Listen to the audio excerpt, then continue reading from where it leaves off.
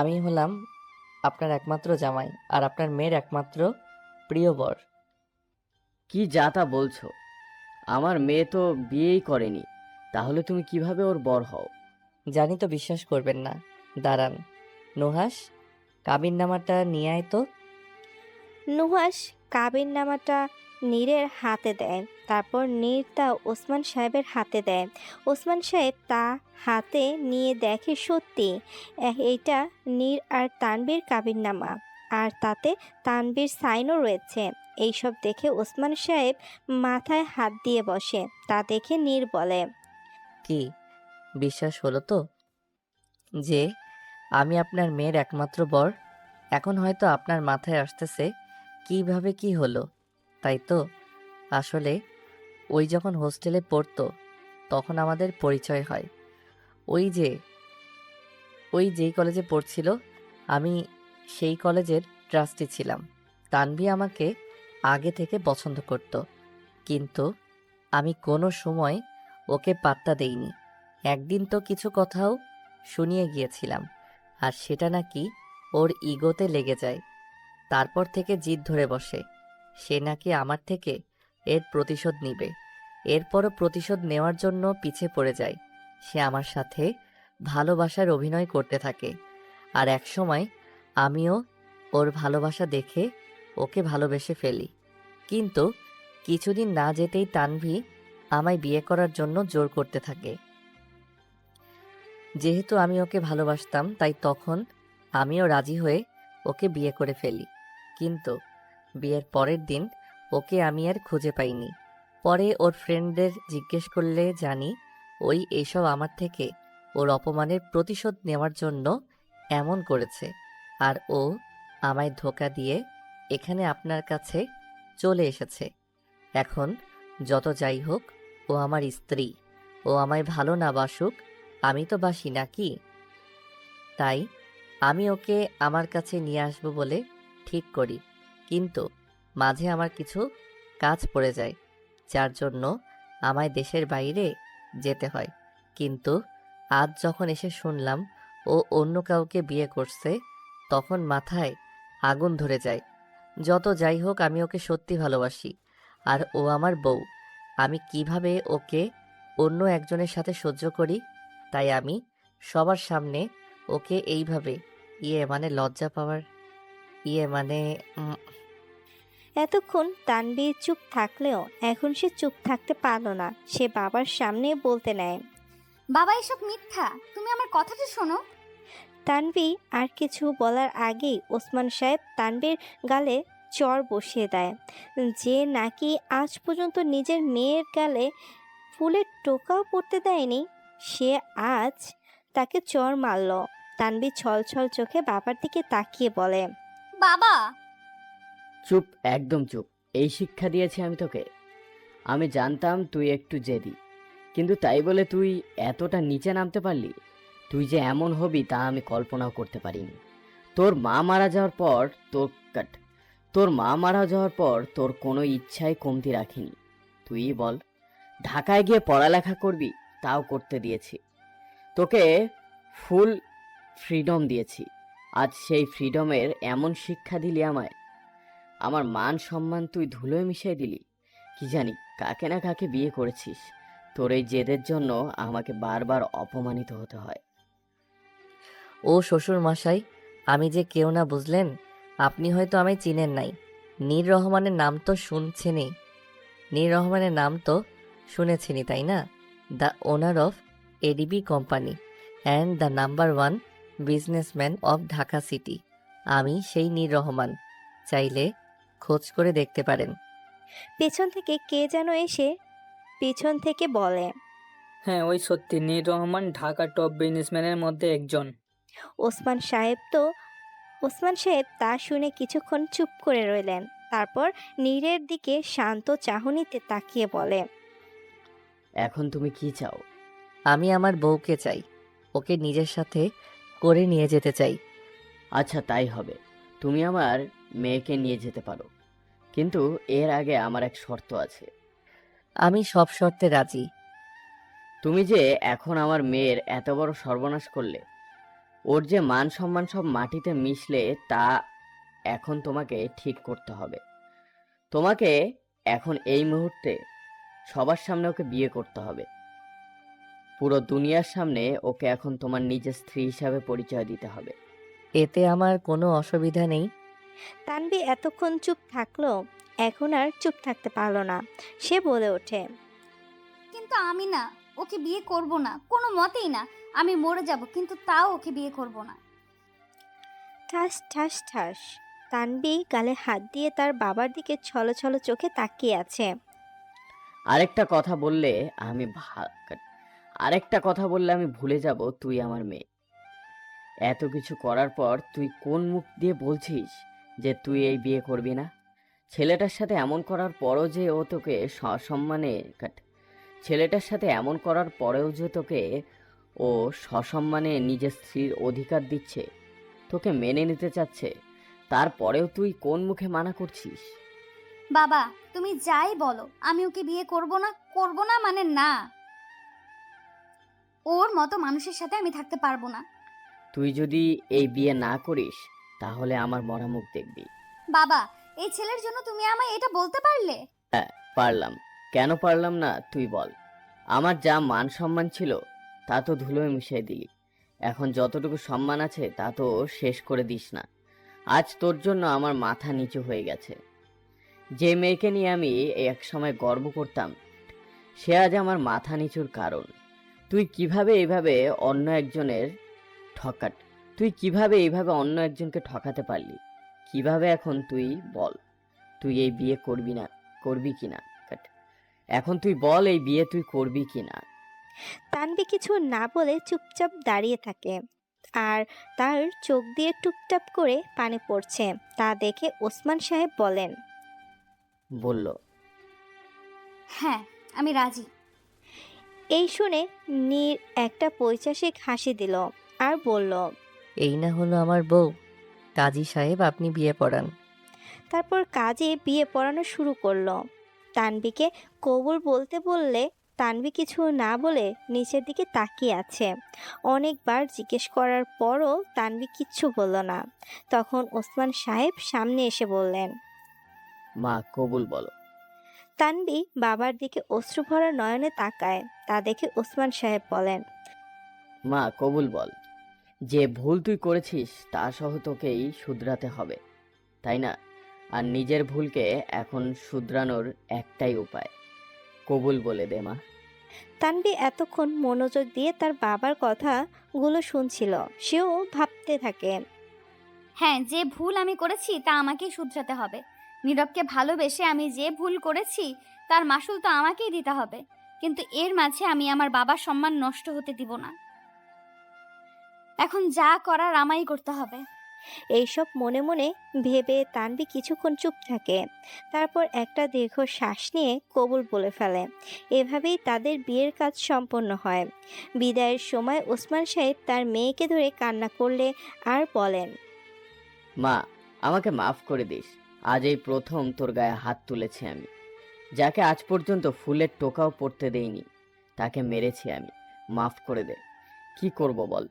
এইসব শুনে আমার মাথা ঠিক ছিল না। তুই যে এমন করবি তা আমি স্বপ্নেও ভাবতে পারিনি। তার উপর তার উপর সমাজে এইসব কথা, তাই আমি বাধ্য হয়েছি, এমন করেছি। এইবার তানভিও কান্নামাখা কণ্ঠে বলে, না বাবা, তুমি মাফ চাইছো কেন? দোষ তো আমারই। এই সব কিছু আমার জন্যই হয়েছে। ভুল যখন করেছি তার মাসুল তো আমাকেই দিতে হবে, তাই না? তুমি চিন্তা করো না, তোমার প্রতি আমার কোনো ক্ষোভ নেই। এসব আমার ভাগ্যেই ছিল, তাই এমন হয়েছে। তুমি এসব নিয়ে ভেবো না। তুমি প্লিজ তোমার খেয়াল রেখো, আর ওষুধগুলো ঠিক মতো খেও। নিজের খেয়াল রাখিস মা, মনের মধ্যে কোনো ক্ষোভ রাখিস না। আমি যা করেছি তা তোর ভালোর জন্যই করেছি। বাবা। ওসমান সাহেব নীরের হাত ধরে বলেন, আমার মেয়ের খেয়াল রেখো। আমার ভরসা করে তোমায় ভরসা করে ওকে দিলাম আমি। অবশ্যই শ্বশুর মশাই, আপনি কোনো চিন্তাই করবেন না। ওর আমি ভালো মতো খেয়াল রাখবো। আফটার অল আমার 10টা না, 5টা না, একটা মাত্র বউ। এই বলে নীর তানভিকে গাড়িতে বসায়। তারপর গাড়ি ছেড়ে দেয়। কাউরে মুখে কোনো কথা নেই। অনেকখানি পথ যাওয়ার পর তানভীর নিজের মুখ খোলে।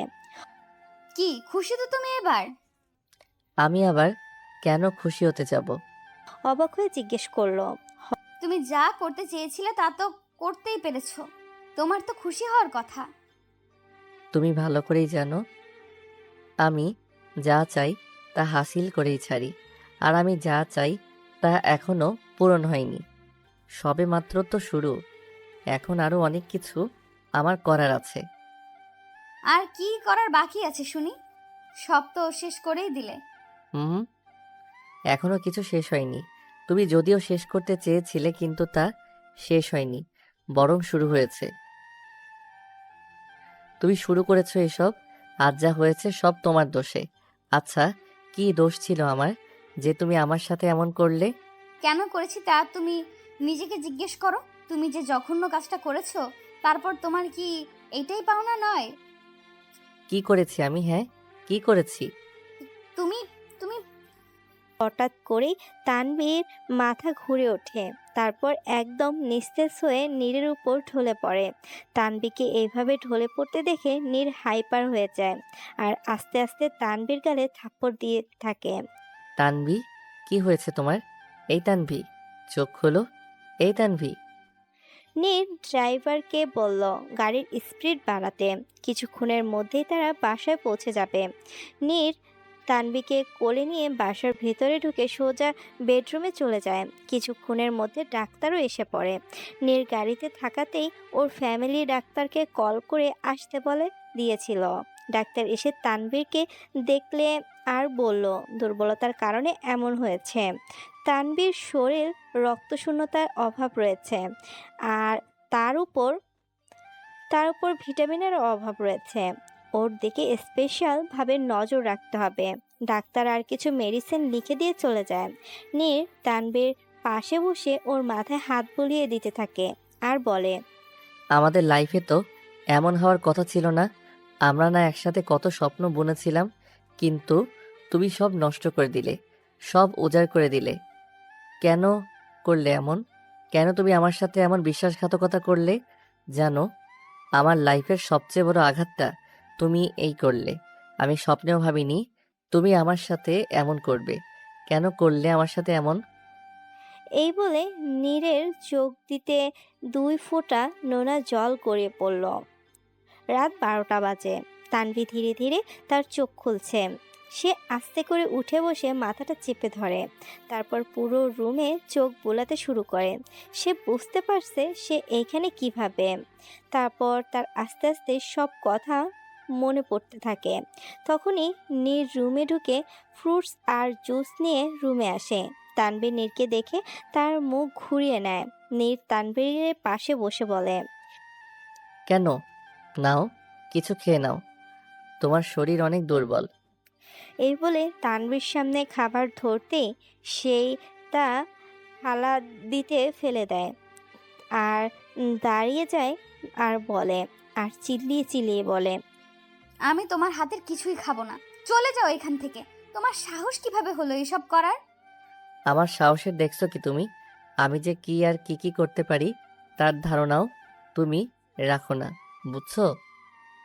তোমার মতো অমানুষ কি করতে পারে তা আমার ভালো মতোই জানা আছে। নীর অমানুষের কথা শুনে তার মাথায় রক্ত চড়ে বসে। সে এসে শক্ত করে তানভীর চুলের মুঠি ধরে। এতে তানভী কিছুটা ব্যথা পায়। নীর তানভীকে নিজের কাছে এনে বলে, আমি অমানুষ হই আর যাই হই, তোকে এই অমানুষের সাথেই সারা জীবন থাকতে হবে, বুঝলি? তোমার সাথে থাকার চেয়ে আমি মরা বেশি পছন্দ করব, মুখ অন্যদিকে ঘুরিয়ে। নীর আরেক হাত দিয়ে তানভীর গাল চেপে ধরে তার দিকে মুখ করে বলে, তা হচ্ছে না বউ, তোমাকে আমার সাথেই থাকতে হবে। প্রতি সেকেন্ড, প্রতিটা মিনিট, প্রতিটা মুহূর্ত তোমাকে আমার সাথে থাকতে হবে। এই কথা তোমার মাথায় ঢুকিয়ে নাও। কেন করছো এমন? কি চাই তোমার? কেন ফিরে এসেছো তুমি আবার? নীর একটু মুচকি হেসে বলে, কিসের জন্য এমন করছি তা তোমার অজানা নয়, আর আমার কি চাই তা তুমি তা ভালো করেই জানো। যে ভুল তুমি করেছো তার মাসুল দিবা না তা কেমনে হয়? এটা কোনো ভুল ছিল না। আমি যা করেছি তা একদম ঠিক করেছি, যার জন্য আমার মনে বিন্দুমাত্র আফসোস নেই। ভেবেছিলাম নিজের ভুল বুঝে মাপ চাইবে, কিন্তু না, তুমি তো কোনোদিন নিজের ভুল স্বীকার করতেই শিখোনি। না এখন না তখন। বিশ্বাস করো, তুমি যদি সামান্য পরিমাণ অনুতপ্ত হতে না, খুশি খুশি তোমায় আবার আপন করে নিতাম। ভুলে যেতাম তুমি আমার সাথে কি করেছিলে। আমি কেন অনুতপ্ত হব? আমি যা করেছি একদম ঠিক করেছি। তোমার মতো অমানুষের সাথে এমনই হওয়া উচিত। নীর তানবীরকে ছেড়ে বলে। বারবার বলেছিলাম যেখানে ইচ্ছে সেখানে আঘাত করো, কিন্তু বুকের বাঁ পাশটার দিকে আঙুল দেখিয়ে বললাম এইখানে করো না, আমি সইতে পারবো না। আর তুমি আমায় এই জায়গায় আঘাত দিলে, তাও আবার নিজের হাতে। দেখো তোমার দেওয়া আঘাত এখনো আছে। নীর কিছু নীর কিছু দেখাতে নিলেই তানবীর চিৎকার দিয়ে বলে ওঠে। না, আমি কিছু দেখতে চাই না। নিজের চোখ হাত দিয়ে ঢেকে। নীর একটা তাচ্ছিল্য হাসি দিয়ে বলে। নিজের দেওয়া আঘাত নিজেই দেখতে পারছো না, তাহলে আমি কিভাবে তা বয়ে বেড়াচ্ছি? একবারও ভাবলে না এসব করার আগে তুমি যা করেছো তার মাসুল তোমায় দিতেই হবে? বি রেডি জান, এখন থেকে তোমার সাথে যা হবে তা তুমি ভাবতেও পারবে না। এখন থেকে তুমি সেই প্রতিটা মিনিট, প্রতিটা দিন, প্রতিটা মুহূর্তকে দোষ দিবে যা তুমি আমার সাথে কাটিয়েছো। তুমি অভিশাপ দেবে সেই মুহূর্তকে যখন তোমার আমার সাথে দেখা হয়েছিল। তুমি কি ভেবেছো তুমি যা বলবে তা আমি চুপচাপ মাথা পেতে নেব? তাহলে সেটা তোমার ভুল ধারণা। আমিও দেখব তুমি কিভাবে কি করো। আমাকে যদি দুর্বল ভেবে থাকো তাহলে তুমি বড্ড বড় ভুল করেছো। আমি আর আগের মতো নেই যে তোমার কথায় বাধ্য হব। জানি তুমি আর আগের মতো নেই, তাই তো নিজের হাতে নিজের ভালোবাসাকে শেষ করে দিতে তোমার হাত কাঁপলো না। আচ্ছা, কি কমতি ছিল আমার ভালোবাসায় যে তুমি এমন করলে? কিভাবে পারলে নিজের ভালোবাসার মানুষটার সাথে বিশ্বাসঘাতকতা করতে? সেটা ভালোবাসা না, মোহ ছিল। অল্প বয়সের করা এক ভুল ছিল, আর কিছুই না। আমি আর যাই হোক কোনো খুনিকে ভালোবাসতে পারি না। নীর তানবীর কাছে এসে তার কোমর জড়িয়ে ধরে বলে। হ্যাঁ, আমি খুনি। তুমি আমায় খুনি হতে বাধ্য করেছো। তোমার দেওয়া আঘাত আমাকে খুনি বানিয়েছে। তোমার জন্য আমি আমার সব অনুভূতি, আবেগ, ফিলিংসকে খুন করেছি। খুন করেছি তোমার জন্য আমার ভালোবাসাকে। আচ্ছা, তুমি না আমায় ভালোবাসো না, তাহলে কেন তোমার দেওয়া আঘাত তুমি নিজেই দেখতে পারছো না? কেন আমায় আঘাত করার সময় তোমার চোখে পানি ছিল? কেন যখন আমি তোমার আশেপাশে থাকি তখন তোমার মধ্যে এক আলাদা অনুভূতি সৃষ্টি হয়? কেন আমি পাশে থাকলে তুমি নিজেকে নিরাপদ মনে করো? কেন? জানি না, আমি কিচ্ছু জানি না। তোমার এই অস্থিরতাই বলে দিচ্ছে তুমি জানো এর উত্তর, কিন্তু মুখে প্রকাশ করতে চাও না। কিন্তু এখন তাতেও লাভ হবে না। তোমায় আগেই বলেছিলাম আল্লাহর কাছে দোয়া কইরো যে আমি যাতে ফিরে না আসি। তা না হলে আমি কি করব আমি নিজেও জানি না। এখন যখন ফিরে এসেছি তখন তো তোমায় এর ফল পেতেই হবে। এই বলে তানবীকে হাতে মোচড় দিয়ে উল্টো করে ধরে। এতে তানবী ব্যথায় কুঁকড়ে ওঠে। নীর তা দেখে একটা পৈশাসিক হাসি দিয়ে বলে। এখন তো শুধু শুরু জান, এর চেয়ে বেশি কষ্ট তোমায় সহ্য করতে হবে। আমায় দেওয়া প্রত্যেকটা আঘাত, প্রত্যেকটা ছলনার মাসুল তোমায় দিতে হবে। এই বলে নীর তানবীকে মাটিতে ফেলে দিয়ে চলে যায়। ধাক্কা দিয়ে দেওয়ার ফলে তানবীর সেন্টার টেবিলের উপর গিয়ে বাড়ি খায়, আর তার মাথার কোনা দিয়ে রক্ত পড়তে থাকে। কিন্তু এই আঘাত যেন তার হৃদয় আঘাতের সামনে কিছুই না। সে যে কষ্ট বয়ে বেড়াচ্ছে তার সামনে এই কষ্ট অতি নগ্ন। তানবী সেখানে বসেই কাঁদতে থাকে। একসময় সেখানেই ঘুমিয়ে পড়ে। রাত ৩টার দিকে নীর বাড়ি ফেরে। রুমে এসে দেখে তানবী নিচে শুয়ে আছে। নীর ওর পাশে গিয়ে ওকে কোলে তুলে নিয়ে বিছানায় শুয়ে দেয়। তারপর উঠে আসতে নিলে তানবীর মাথার দিকে নজর যায়। অনেকখানি কেটে গেছে, আর সেখানে রক্ত জমাট বেঁধে আছে। তা দেখে নীরের বুকের ভিতর মোচড় দিয়ে উঠল। সে সাথে সাথে ফার্স্ট এড বক্স এনে তানবীর রক্ত মুছে ড্রেসিং করা শুরু করে। ড্রেসিং শেষে সে তানবীরের দিকে তাকিয়ে এক দৃষ্টিতে কিছুক্ষণ তাকিয়ে থাকে আর বলে, কি আজব ব্যাপার, তাই না? তোমায় আমি কষ্ট দিব বলে আজ এত ড্রামা করলাম, অথচ তোমার এই সামান্য আঘাত আমার সহ্য হচ্ছে না। মনে হচ্ছে আমি নিজে আঘাত করছি, সেখানে তোমায় কিভাবে কষ্ট দিব? তুমি পাষাণ হতে পারলেও আমি পারবো না। আচ্ছা, আমি তো আগে এমন ছিলাম না। আমার মনে তো কোনো কারোরই জন্য কোনো অনুভূতি ছিল না। পাষাণের থেকে অদম ছিলাম আমি। আর তুমি সেই পাষাণকেই মানুষ করে তুললে, তার মধ্যে অন্যের জন্য অনুভূতি জাগালে, তাকে ভালোবাসতে শিখালে। যেখানে সবাই আমায় ভয় পায় সেখানে তোমাকে হারানোর ভয় আমি পেতাম। আমি যেমন পাষাণ থেকে মানুষ হয়েছি, তুমিও মানুষ থেকে পাষাণে পরিণত হয়েছ। তাই তো খুব সহজেই নিজের ভালোবাসার মানুষকে শেষ করতে তোমার হাতও কাঁপল না।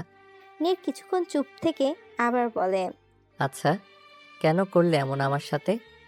আমার ভালোবাসায় কি কমতি ছিল যে তুমি এমন বিশ্বাসঘাতকতা করলে? কেন করলে এমন, কেন?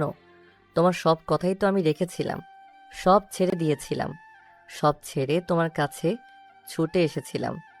তাহলে কেন তুমি আমায় ফিরিয়ে দিলে? জানো, আমি নিজেও চেয়েছিলাম যে আমি মরে যাই, কিন্তু ভাগ্যে হয়তো তা লেখা ছিল না। তোমার সাথে আমার নসিব এখন এমনভাবে জুড়ে গেছে যে মৃত্যু বাদে আমাদের আর কেউ আলাদা করতে পারবে না। কিন্তু তুমি যেই অন্যায় করেছো তার শাস্তি তো তোমায় পেতেই হবে। আমি যেমন তোমার ভালোবাসার জন্য ছটফট করেছি, তুমিও করবে। তুমিও বুঝবে আমার কষ্ট, খুব ভালো করেই বুঝবে। এই বলে নীর তানবীর পাশেই শুয়ে পড়ে আর তাকে দেখতে দেখতে একসময় ঘুমিয়ে পড়ে। ভোরবেলা বাইরে ঝুম বৃষ্টি পড়ছে। বৃষ্টির শব্দে তানবীর ঘুম ভেঙে যায়। তানবীর আস্তে আস্তে নিজের চোখ খুলে মাথাটা একদম ভার হয়ে আছে। সে উঠতে নিলে তার শরীরের উপর ভারী কিছু অনুভব করে। সে পাশে তাকিয়ে দেখে নীর তাকে জড়িয়ে ধরে আছে। তানভি এক ধ্যানে নীরের দিকে তাকিয়ে আছে, তাকে খুঁটিয়ে খুঁটিয়ে দেখছে। আজ প্রায় 3 মাস পর সে নীরকে দেখছে। আগের চেয়ে মুখটা অনেকটাই শুকিয়ে গেছে, চুলগুলো অগোছালো হয়ে আছে, চেহারায়ও আগের মতো উজ্জ্বলতা নেই। কিন্তু এর মধ্যেই নীরের একটা জিনিস বদলায়নি, তার গোলাপি ঠোঁট দুটো আগের মতোই আছে। তানবীর ইচ্ছা করছে তা ছুঁয়ে দিতে। তানভীর সেই দিকে হাত বাড়াতেই তার সেই আগের কথা মনে পড়ে। তানভীর এক ঝটকায় নীরকে ধাক্কা দিয়ে সরিয়ে দেয়। হঠাৎ এমন হওয়াতে নীর ধরফরিয়ে ওঠে। একটুর জন্য নীর খাট থেকে পড়ে যায়নি। এই তোমার সাহস কিভাবে হলো আমাকে স্পর্শ করার? খবরদার আমাকে স্পর্শ করবে না। তোমাকে স্পর্শ করার পুরো অধিকার আছে আমার। আমি তোমার স্বামী, তাও আবার 2বার বিয়ে করা স্বামী। আর তোমাকে কি আমি এই প্রথমবার স্পর্শ করছি নাকি? ঘৃণা করি তোমাকে আর তোমার করা ঘৃণা করি তোমাকে আর তোমার করা সব স্পর্শকে। তোমার সেই স্পর্শের কথা মনে পড়লেও আমার গা ঘিন ঘিন করে। না জানি তোমার এই হাতে কত শত নিষ্পাপ মানুষের রক্ত লেগে আছে, আর তুমি আমায় এই অপবিত্র হাত দিয়ে স্পর্শ করেছো। আমার ছি! নীর এক টানে তানভীকে নিজের কাছে টেনে এনে বলে, এর আগেও তো অনেকবার স্পর্শ করছি। আমি হাতে কোনো নিষ্পাপ মানুষের রক্ত লাগেনি। তুমি ভালো করেই জানো আমি কখনো কারো নিষ্পাপ মানুষকে শাস্তি দেই না। মানি না আমি এসব। তুমি মিথ্যাবাদী। তোমার কাছে সবাই সমান। কে নির্দোষ আর কে না তোমার কাছে তা বিন্দু মাত্র মূল্য নেই।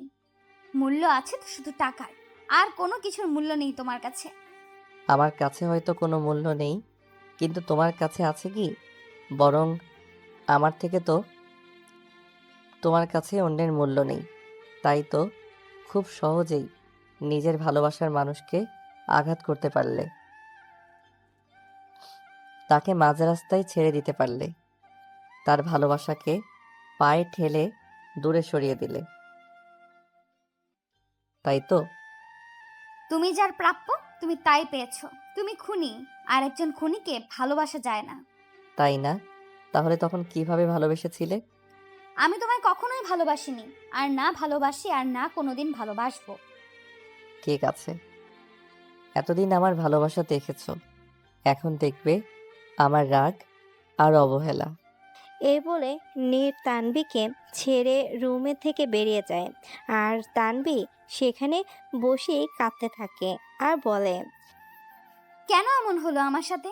সবকিছু তো ঠিকই ছিল। সব ভুলে তোমায় আপন করে নিতে চেয়েছিলাম, কিন্তু এর মাঝে যে আমার সামনে এত বড় সত্যি চলে আসবে তা বুঝিনি। তুমি যা করেছো একদম ঠিক করনি। আজ তোমার জন্য আমি আমার আপনজনকে হারিয়েছি। তোমাকে তো আমি কখনো ক্ষমা করতে পারবো না, কখনো না। তুমি শুধু আমার থেকেই আমার সব কেড়ে নাওনি, শত শত মানুষের কাছ থেকে তুমি তাদের সব কেড়ে নিয়েছো। তাদের বাচ্চার শেষ অবলম্বনটুকুও কেড়ে নিয়েছো। এর জন্য তোমার কোনো মাফ নেই। এই বলে সে কেঁদে ওঠে। কিছুক্ষণ কান্না করার পর সে উঠে দাঁড়ায় আর সোজা চলে যায় ছাদে। তানবীর এই একটা বাজে অভ্যাস, মন খারাপ থাকলে সে ছাদে চলে যায়। আর তখন ছাদের পরিবেশ যাই হোক না কেন, তাকে আর ছাদ থেকে নামানো যায় না। তানবীর খোলা আকাশের নিচে দাঁড়িয়ে এক দৃষ্টিতে আকাশের পানে তাকিয়ে আছে, আর চোখের পানি বৃষ্টির পানির সাথে মিশে ধুয়ে যাচ্ছে। পুরো শরীর দিয়ে পানি গড়িয়ে পড়ছে। বৃষ্টির প্রত্যেকটা ফোঁটা যেন তার মধ্যে জ্বলে থাকা আগুন নিভাতে সাহায্য করছে। আকাশের পানে তাকিয়ে থাকতে থাকতে এক সময় তার চোখ দুটো বন্ধ হয়ে আসে এবং আস্তে আস্তে তার শরীর লুটিয়ে পড়ে মাটিতে। এদিকে নীর ডাইনিং রুমে মাথায় হাত চেপে বসে আছে। হঠাৎ করে কলিং বেল বেজে ওঠে। নীর ভাবতে থাকে, এই সাত সকালে আমার কে আসলো, তাও আবার এই বৃষ্টিতে। নীর এক রাশ বিরক্তি নিয়ে দরজা খুলে দাঁড়িয়ে থাকা ব্যক্তিটিকে দেখে এক দৃষ্টিতে তাকিয়ে থাকে। তিহান নীরকে দেখে তাকে চাপটে ধরে বলে, নীল, কই ছিলি তুই এতদিন? কত খুঁজেছি তোকে, তুই জানিস? তুই এইখানে এই সময়ে? যখন শুনলাম তুই ফিরে এসেছিস, আমি আর নিজেকে ধরে রাখতে পারলাম না, ছুটে এলাম তোর কাছে। আচ্ছা আয়, ভিতরে এসে বস। তিহান আর কিছু না বলে সোফাতে গিয়ে বসে পড়ে। এ হচ্ছে তিহান, নীরের ছোটবেলার বেস্ট ফ্রেন্ড আর নীরের কোম্পানির 20% পার্টনার। নীর দরজা অফ করে দিয়ে তিয়ানের পাশে বসে। এখন বল কি হয়েছিল? তুই এই 3 মাস কই ছিলি? আর তানভীর কোথায় ছিল? তারপর নীর তিয়ানকে সব খুলে বলে। সব কিছু শুনে তিয়ান মাথায় হাত দিয়ে বলে, আর তানভী বা কোথায় এখন? এত বড় বিশ্বাসঘাতকতা! তানভী এটা কীভাবে পারলো? ও তো তোকে মেনে নিয়েছিল, তোকে ভালোবেসে ফেলেছিল, তাহলে? এইটাই তো বুঝতে পারছি না, হঠাৎ কি হলো যে ও এমন করলো। এমন তো নয় যে তানভীর শুরু থেকেই এইসব করার কথা ভাবছিল, কিন্তু সময় ও সুযোগের জন্য পেরে ওঠেনি। আর যখন সব হাতে নাতে পেয়েছে, তখন সে আর সুযোগটা মিস করেনি। না, তানভি এমন হতে পারে না। সবই হতে পারে, কিন্তু সিওরিটি দিয়ে কিছু বলা যাচ্ছে না। আচ্ছা যাই হোক, তানভী এখন কোথায় কিছু জানিস? উপরে। তিয়ান অবাক হতে বলে। উপরে মানে? নীর তারপর কালকের সব কাহিনী খুলে বলে। তিয়ান সব কিছু শুনে মাথায় হাত দিয়ে বলে, লাইক সিরিয়াসলি? যে তোর সাথে এমন করলো, শেষ কিনা তুই ওকেই বিয়ে করলি? কি করব বল, আমার যে ওর থেকে অনেক কিছু জানার আছে। আর তার থেকেও বড় কথা, আমি ওকে ভালোবাসি। ওকে ছাড়া থাকা আমার পক্ষে সম্ভব না। তুই তো আগে এমন ছিলি না। তোর কাছে তো আগে বিশ্বাসঘাতকতা মানে মৃত্যু ছিল, আর আজ কিনা তোর সাথে এত বড় বিশ্বাসঘাতকতা হলো, আর তুই কিছু না করে চুপ করে আছিস? ভালোবাসা সবাইকে চেঞ্জ করার ক্ষমতা রাখে, পাথরকেও বরফ করে তুলতে পারে। এইসব শুনে তিয়ানের ভিতর থেকে দীর্ঘশ্বাস বেরিয়ে আসে। তারপর বলে, আচ্ছা শুন, তুই তো এই কয়েকদিন ছিলি না, তো সব আমায় দেখতে হয়েছিল। এর অনেক কিছু হয়েছে, আবার আমার তোর সাথে কিছু দরকারি কথাও আছে। বল। তারপর তিহান আর নীর কথা বলতে থাকে। প্রায় 2 ঘন্টা পর তাদের কথা শেষ হয়। তখন তিয়ানের ফোন আসতেই সে চলে যায়। বাইরেও এখন বৃষ্টি কমে গেছে, হালকা রোদ ছড়িয়ে পড়েছে সব দিকে। নীর উপরের রুমে চলে আসে। এসে পুরো রুম চোখ বুলিয়ে দেখতে থাকে তানভী কোথায়, কিন্তু না সে রুমে কোথাও নেই। নীর ওয়াশরুমে বারান্দায় সব চেক করলো, না কোথাও নেই। নীরের বুকের ভেতরটা ধুক করে উঠল। কোথায় গেল তানভি? নীর পুরো বাড়ি খুঁজতে থাকে। শেষমেশ ছাদের দরজা খোলা দেখে উপরে যায়, আর যা দেখে তাতে নীর এর দম বন্ধ হয়ে যাওয়ার অতিক্রম। সে দেখে তানভীর নিচে পড়ে আছে, গায়ে এখনো সেই বিয়ের পোশাক, পুরো শরীর ভিজে একাকার, জামাগুলো পুরো লেপ্টে আছে শরীরের সাথে। নীর তাড়াতাড়ি তানভীর পাশে বজায় আর আলতো হাতে তার গালে বাড়িয়ে দেয় হাত বাড়িয়ে দেয়। গালে হাত দিয়ে সে চমকে ওঠে। পুরো শরীর আগুনের মতো হয়ে আছে, হাত পা বরফের মতো ঠান্ডা আর একদম ফ্যাকাশ হয়ে গিয়েছে। নীর দ্রুত তানভীকে কোলে নিয়ে রুমে এসে পড়ে। তানভী এর জামা থেকে চুয়ে চুয়ে পানি পড়ছে। নীর ভাবছে তানভীকে আগে চেঞ্জ করাতে হবে, তা না হলে আরও সমস্যা হবে। নীর তানভী আর কিছু না ভেবে তানভীর জামা চেঞ্জ করে একটা কামিজ পরিয়ে দেয়। তারপর ডাক্তারকে ফোন করে। প্রায় 30 মিনিট পর ডাক্তার আসে এবং তানভীকে চেক করে। তার এই অবস্থা কিভাবে হলো? এমনি তার শরীরে রক্তের অভাব, তার উপর ভিটামিনের অভাব আছে, আবার কালকে থেকে না খাওয়া, আর আজ প্রায় 2 ঘন্টা পানিতে ভিজার কারণে সে অজ্ঞান হয়ে গেছে। এখন তার শরীরে আরো খারাপের দিকে যাচ্ছে। যদি আজকের মধ্যে জ্বর না কমে তাহলে তাকে অবজারভেশনে রাখতে হবে। আমি কিছু ওষুধ লিখে দিয়ে যাচ্ছি, আপনি প্লিজ তাকে জোর করে কিছু খাইয়ে তারপর ওষুধগুলো খাওয়াবেন। আর তার শরীর পুরো ঠান্ডা পড়ে গেছে, তাকে হয়তো তাপ দিতে হবে। আপনারা যেহেতু স্বামী স্ত্রী, আমার মনে হয় প্রবলেম হবে না। আর যদি তার শরীর বেশি খারাপের দিকে যায় তাহলে আমাকে জানাবেন। এই বলে ডাক্তার চলে যায়, আর নীরের ভিতর থেকে এক দীর্ঘশ্বাস বেরিয়ে আসে। নীর তানভীর এর দিকে করুণ চোখে তাকিয়ে থাকে। ডাক্তার চলে গেল, আর নীরের ভিতর থেকে একটা দীর্ঘশ্বাস বেরিয়ে আসে। নীর তানভীর দিকে করুণ চোখে তাকিয়ে থাকে। তারপর নীর তার একটা বডিগার্ড দিয়ে ওষুধগুলো আনিয়ে নেয় আর নিজেই খাবার রান্না করে নেয়। খাবার রান্না করতে করতে দুপুর হয়ে যায়। তারপর নীর একটা ট্রেতে খাবার আর মেডিসিনগুলো নিয়ে সে রুমে যায়। তানভী এখনো সেইভাবেই শুয়ে আছে। নীর খাটের পাশের টেবিলে খাবারগুলো রেখে তানভীকে আলতোভাবে ডাক দেয়, কিন্তু তানভী এর ওঠার নাম নেই। নীর কোনো উপায় না পেয়ে তাকে উঠিয়ে নিজের বাহুতে চেপে ধরে বুকের সাথে মিশিয়ে নেয়। তারপর ওকে খাওয়ানোর চেষ্টা করে। আজব করার বিষয়, তানভী খেয়েও নিচ্ছে। তানভী আদো আদো করে চোখ খুলছে। তানভী নিজের পাশে নীরকে দেখেও কিছু বলছে না, বরং আয়েসে নীরকে জড়িয়ে ধরেছে। নীর তাতে একটু অবাক হয়, কিন্তু পরে নিজেকে সামলিয়ে নেয়। নীর তানভীকে দেখছে একদম বাচ্চাদের মতো খাচ্ছে। খাওয়ার শেষে নীর তানভীকে পানি খাইয়ে দেয়। এখন ঔষধ খাওয়ার সময়। তানভীর মর্জি শুরু হয়, সে কিছুতে ঔষধ খাবে না। বউ প্লিজ ওষুধগুলো খেয়ে নাও। না, আমি খাবো না।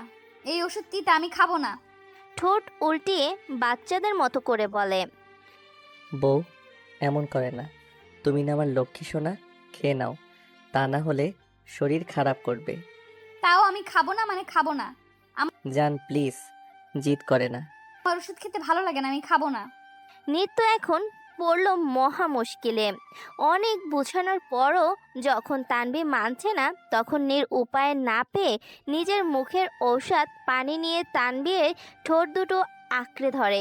পরে তার মুখে ঔষধ তানভীর মুখে দিয়ে দেয়। তানভী ছুটাছুটি করলেও নীরের সাথে পেরে ওঠে না। নীর সরে আসতেই তানভী নিজের মুখ থেকে ঔষধ বের করতে নিলে নীরের মুখ চেপে ধরে। তাই ব্যর্থ হয়ে তানভীকে ঔষধগুলো গিলতে হয়। তানভী ঔষধ খেয়েছে বুঝে নীর তার হাত সরায়। হাত সরানোর সাথে সাথেই তানভী নীরের উপরে বমি করে দেয়। বমির কিছুটা তানভীর উপর পড়ে, কিন্তু বেশিরভাগটা নীরের উপরেই পড়ে।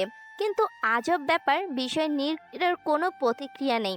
যে নীর সামান্য ধুলোসহ হয় না, কোথাও ময়লা থাকে পুরো বাড়ি মাথায় তুলে নেয়, আজ সেই নীর এইসব দেখার পরও চুপ। নীর কিছু না বলে আগেই নিজের পায়ের টি শার্ট খুলে দেয়। তারপর তানভী এর কাছে যায়। তানভি তখন খালি ঢুলছে। নীর কাছে যেতেই তানভি নীরের উপর ঢলে পড়ে। নীর কোনো মতে তানভিকে ধরে শোয়ায়, তারপর থেকে চেঞ্জ করিয়ে সব পরিষ্কার করে আর নিজেও ফ্রেশ হয়ে নেয়। আজ যদি নীরকেও এইভাবে দেখতো তাহলে নির্ঘাত ছোটোখাটো একটা স্ট্রোক করতো। কেননা নীর কখনো নিজের প্লেট উঠিয়ে ভাত খেয়েছে কিনা সন্দেহ। তার লাইফস্টাইল বিলাসিতা দিয়ে ভরপুর। আফটার অল ঢাকার নাম্বার 1 বিজনেসম্যান বলে কথা, কিন্তু এর বাদেও নীরের অনেক পরিচয় আছে যা আস্তে আস্তে জানতে পারবেন। নীর ফ্রেশ হয়ে এসে দেখে তানভীরের শরীর কাঁপছে। নীর তাড়াতাড়ি তানভীরের উপর কম্বল জড়িয়ে দেয়। না, কোনো কাজ হচ্ছে না। নীর তাড়াতাড়ি একটা বাটিতে পানি এনে তার মধ্যে কাপড় ভিজায় আর তানভীরের মাথায় জলপট্টি দিতে থাকে। অনেকক্ষণ এভাবে জলপট্টি দেয়, কিন্তু তানভীরের কাঁপুনি কমছে না। নীর বাধ্য হয়ে তানভীরের পাশে গিয়ে ওকে আস্তে পিষ্টে জড়িয়ে ধরে শুয়ে পড়ে। তানভীর উষ্ণতাপে নীরের বুকে ঘাপটি মেরে শুয়ে থাকে। কিছুক্ষণ পরেই তানভীরের কাঁপুনি কমতে শুরু করে। এতে নীর কিছুটা রিল্যাক্স হয়। কিছুক্ষণ পরেই কিছু শব্দ কানে আসে। নীর তাকিয়ে দেখে তানভীর কি যেন বিড়বিড় করছে। নীর তার কান তানভীরের কাছে নিয়ে শোনার চেষ্টা করে তানভীর কি বলছে। তার সে শুনতে পায়। নীর প্লিজ আমার ছেড়ে যেও না, আমি তোমার ছাড়া থাকতে পারবো না, খুব ভালোবাসি তোমায় খুব, প্লিজ ছেড়ে যেও না প্লিজ। কিছুটা অস্পষ্টভাবে বললেও নীর বুঝে গেল তানভীর কি বলতে চাচ্ছে। এইসব শুনে নীরের ভেতর থেকে এক দীর্ঘশ্বাস বেরিয়ে আসে আর সে তানভীর দিকে তাকিয়ে বলে, এই কেমন খেল খেলছো তুমি? যেখানে কষ্ট পাওয়ার কথা তোমার, সেখানে কষ্ট পাচ্ছি আমি। যেখানে তোমার ভিতর আগুন জ্বলার কথা তোমার, সেখানে আমার ভিতর আগুন জ্বলছে। হাতর কাতর হয়ে যাচ্ছি তোমার ভালোবাসার জন্য। আমার সাথে এত বড় বিশ্বাসঘাতকতা করার পরও আমি তোমায় ঘৃণা করতে পারছি না। তুমি আমায় যে বুকে আঘাত করেছিলে, আমিও তোমায় সেই একই জায়গায় আঘাত করতে চেয়েছিলাম। কিন্তু এখন বুঝতে পারছি আমার পক্ষে যে এটা সম্ভব না। তুমি তোমার ভালোবাসার মানুষকে আঘাত করতে পারলেও আমি যে পারবো না। কই ভেবেছিলাম তোমায় কষ্ট দিব, তোমায় তিলে তিলে মারব, কিন্তু না, তোমায় কষ্ট দিয়ে আমি সবচেয়ে বেশি কষ্ট পাচ্ছি। তোমার এই মুখের দিকে তাকিয়ে আমি যেন সব ভুলে যাই আমার সাথে হওয়া অন্যায়ের কথা, তোমার ধোকার কথা। পারবো না আমি তোমায় কষ্ট দিতে, পারবো না তোমার থেকে দূরে থাকতে। একবার ঠিক হও, আমি সব আগের মতো করে দিব। চাই না আমি জানতে কেন করেছিলে এমন। এখন আমার শুধু তোমাকে প্রয়োজন। এই বলে নীর তানভীকে জড়িয়ে ধরে শুয়ে পড়ে। তানভীও নীরের বুকে শুয়ে থাকে। দেখতে দেখতে 2 দিন কেটে যায়। তানভী এখন প্রায় সুস্থ। সেই দিন রাতেই তানভীর জ্বর কমে আসে, যার ফলে তাকে আর হসপিটালে নিতে হয়নি। নীর দিনরাত তানভীর সেবা করেছে। তানভীর প্রত্যেকটা জিনিসের প্রতি খেয়াল রেখেছে সে। তানভীও এবার নীরকে পর্যবেক্ষণ করেছে। নীরের কাছে সে কিছুটা অবাক এই হচ্ছে, কেননা নীর আগে কখনো এত কাজ করেনি আর না তাকে করতে দেখছে। সে তো নীরকে শুধু অর্ডার করতেই দেখেছে। আজ নীরকে বড় অচেনা লাগছে। আসলে কি এই সেই নীর যাকে সে একসময় খুব ভয় পেত? তাকে দেখলেই ভয়ে প্রাণ উড়ে যেত। এইসব ভাবনার মধ্যে কখন যে নীর তার পাশে এসে বসেছে তা তানভী বুঝতে পারেনি। নীর তানভীকে অন্যমনস্ক দেখে ওর কাঁধে হাত রেখে বলে, জান, দেখো তোমার জন্য নাস্তা এনেছি, খেয়ে নাও। তানভী এবার বাস্তবে ফিরে আসে আর এক ঝটকায় নীরের হাত নিজের কাঁধ থেকে সরিয়ে নেয়। এতে নীর কিছুটা অবাক হয়। খবরদার আমায় ছোবে না, আমাকে ছোঁয়ার অধিকার তোমার। আমার অধিকার আছে কি নাই তা তুমি ভালো করেই জানো। তোমার উপর আগেও আমার অধিকার ছিল আর এখনো আছে। আর তোমাকে ছোঁয়ার কথা বলছো, তোমাকে ছোঁয়ারও আমার সম্পূর্ণ অধিকার আছে। আর ভুলে যেও না, এই কয়েকদিন তোমার জামা আমি চেঞ্জ করিয়েছি, তোমার নিজের সাথে মিশিয়ে রেখেছি। তোমাকে জড়িয়ে শুয়ে রয়েছি। তোমায় প্রতিটা অঙ্গে শুধু আমারই স্পর্শ রয়েছে। চুপ, একদম চুপ। চলে যাও এখান থেকে। আমি তোমার চেহারাও দেখতে চাই না। কথাটা কি আমার বলা উচিত ছিল না? তুমি যে আমার সাথে করেছো তারপরও কি এই ব্যবহার মানায়? যেখানে আমি সব ঠিক করতে চাচ্ছি সেখানে তুমি আমায় আবার সেই একই জিনিস তুলে আনছো। আমি চাই না কিছু ঠিক করতে, চাই না। তোমার সাথে আমার পক্ষে সম্ভব না, কোনো মতেই না। তাহলে আগে কিভাবে থেকেছো? কিভাবে আমার সাথে দিনের পর দিন সময় কাটিয়েছো? কিভাবে আমাকে নিয়ে স্বপ্ন বুনেছো? আমাকে ঘিরেই নিজের দুনিয়া তৈরি করেছো? বলো। জানি না, কিচ্ছু জানি না। আমি আমি শুধু এতটুকু জানি, আমি তোমায় এখন ঘৃণা করি, সব থেকে বেশি ঘৃণা করি। তোমায় আমার সহ্য হয় না। নীর এবার তানভীরের বাহু দুটো চেপে ধরে বলে, কেন সহ্য হয় না? কেন? কি এমন করেছি আমি যার জন্য আমি তোমার কাছে অসহ্যের কারণ? যার জন্য আজ তুমি আমায় ভালোবাসার জায়গায় ঘৃণা করো? বলো। কেননা তুমি খুনি, আর আমি যাই হোক না কেন কোনো খুনিকে ভালোবাসতে পারবো না। খুনি আমি নাকি তুমি? এইসব কথা তো আমার বলা উচিত ছিল। আমি যদি খুনি হই তাহলে তুমি আমার থেকে নিকৃষ্ট খুনি। কেননা যে নিজের ভালোবাসার মানুষকে খুন করতে পারে সে এই পৃথিবীর সবচেয়ে নিকৃষ্ট প্রাণী। আর তুমি সেই। আমি যা করেছি একদম ঠিক করেছি। এমন অমানুষের বাঁচার কোনো অধিকার নেই। আর যদি তাকে মারতে হলে আমায় নিকৃষ্ট হতে হয়, তাহলেও আমার আফসোস নেই। কিভাবে পারলে তুমি এমন করতে? কিভাবে?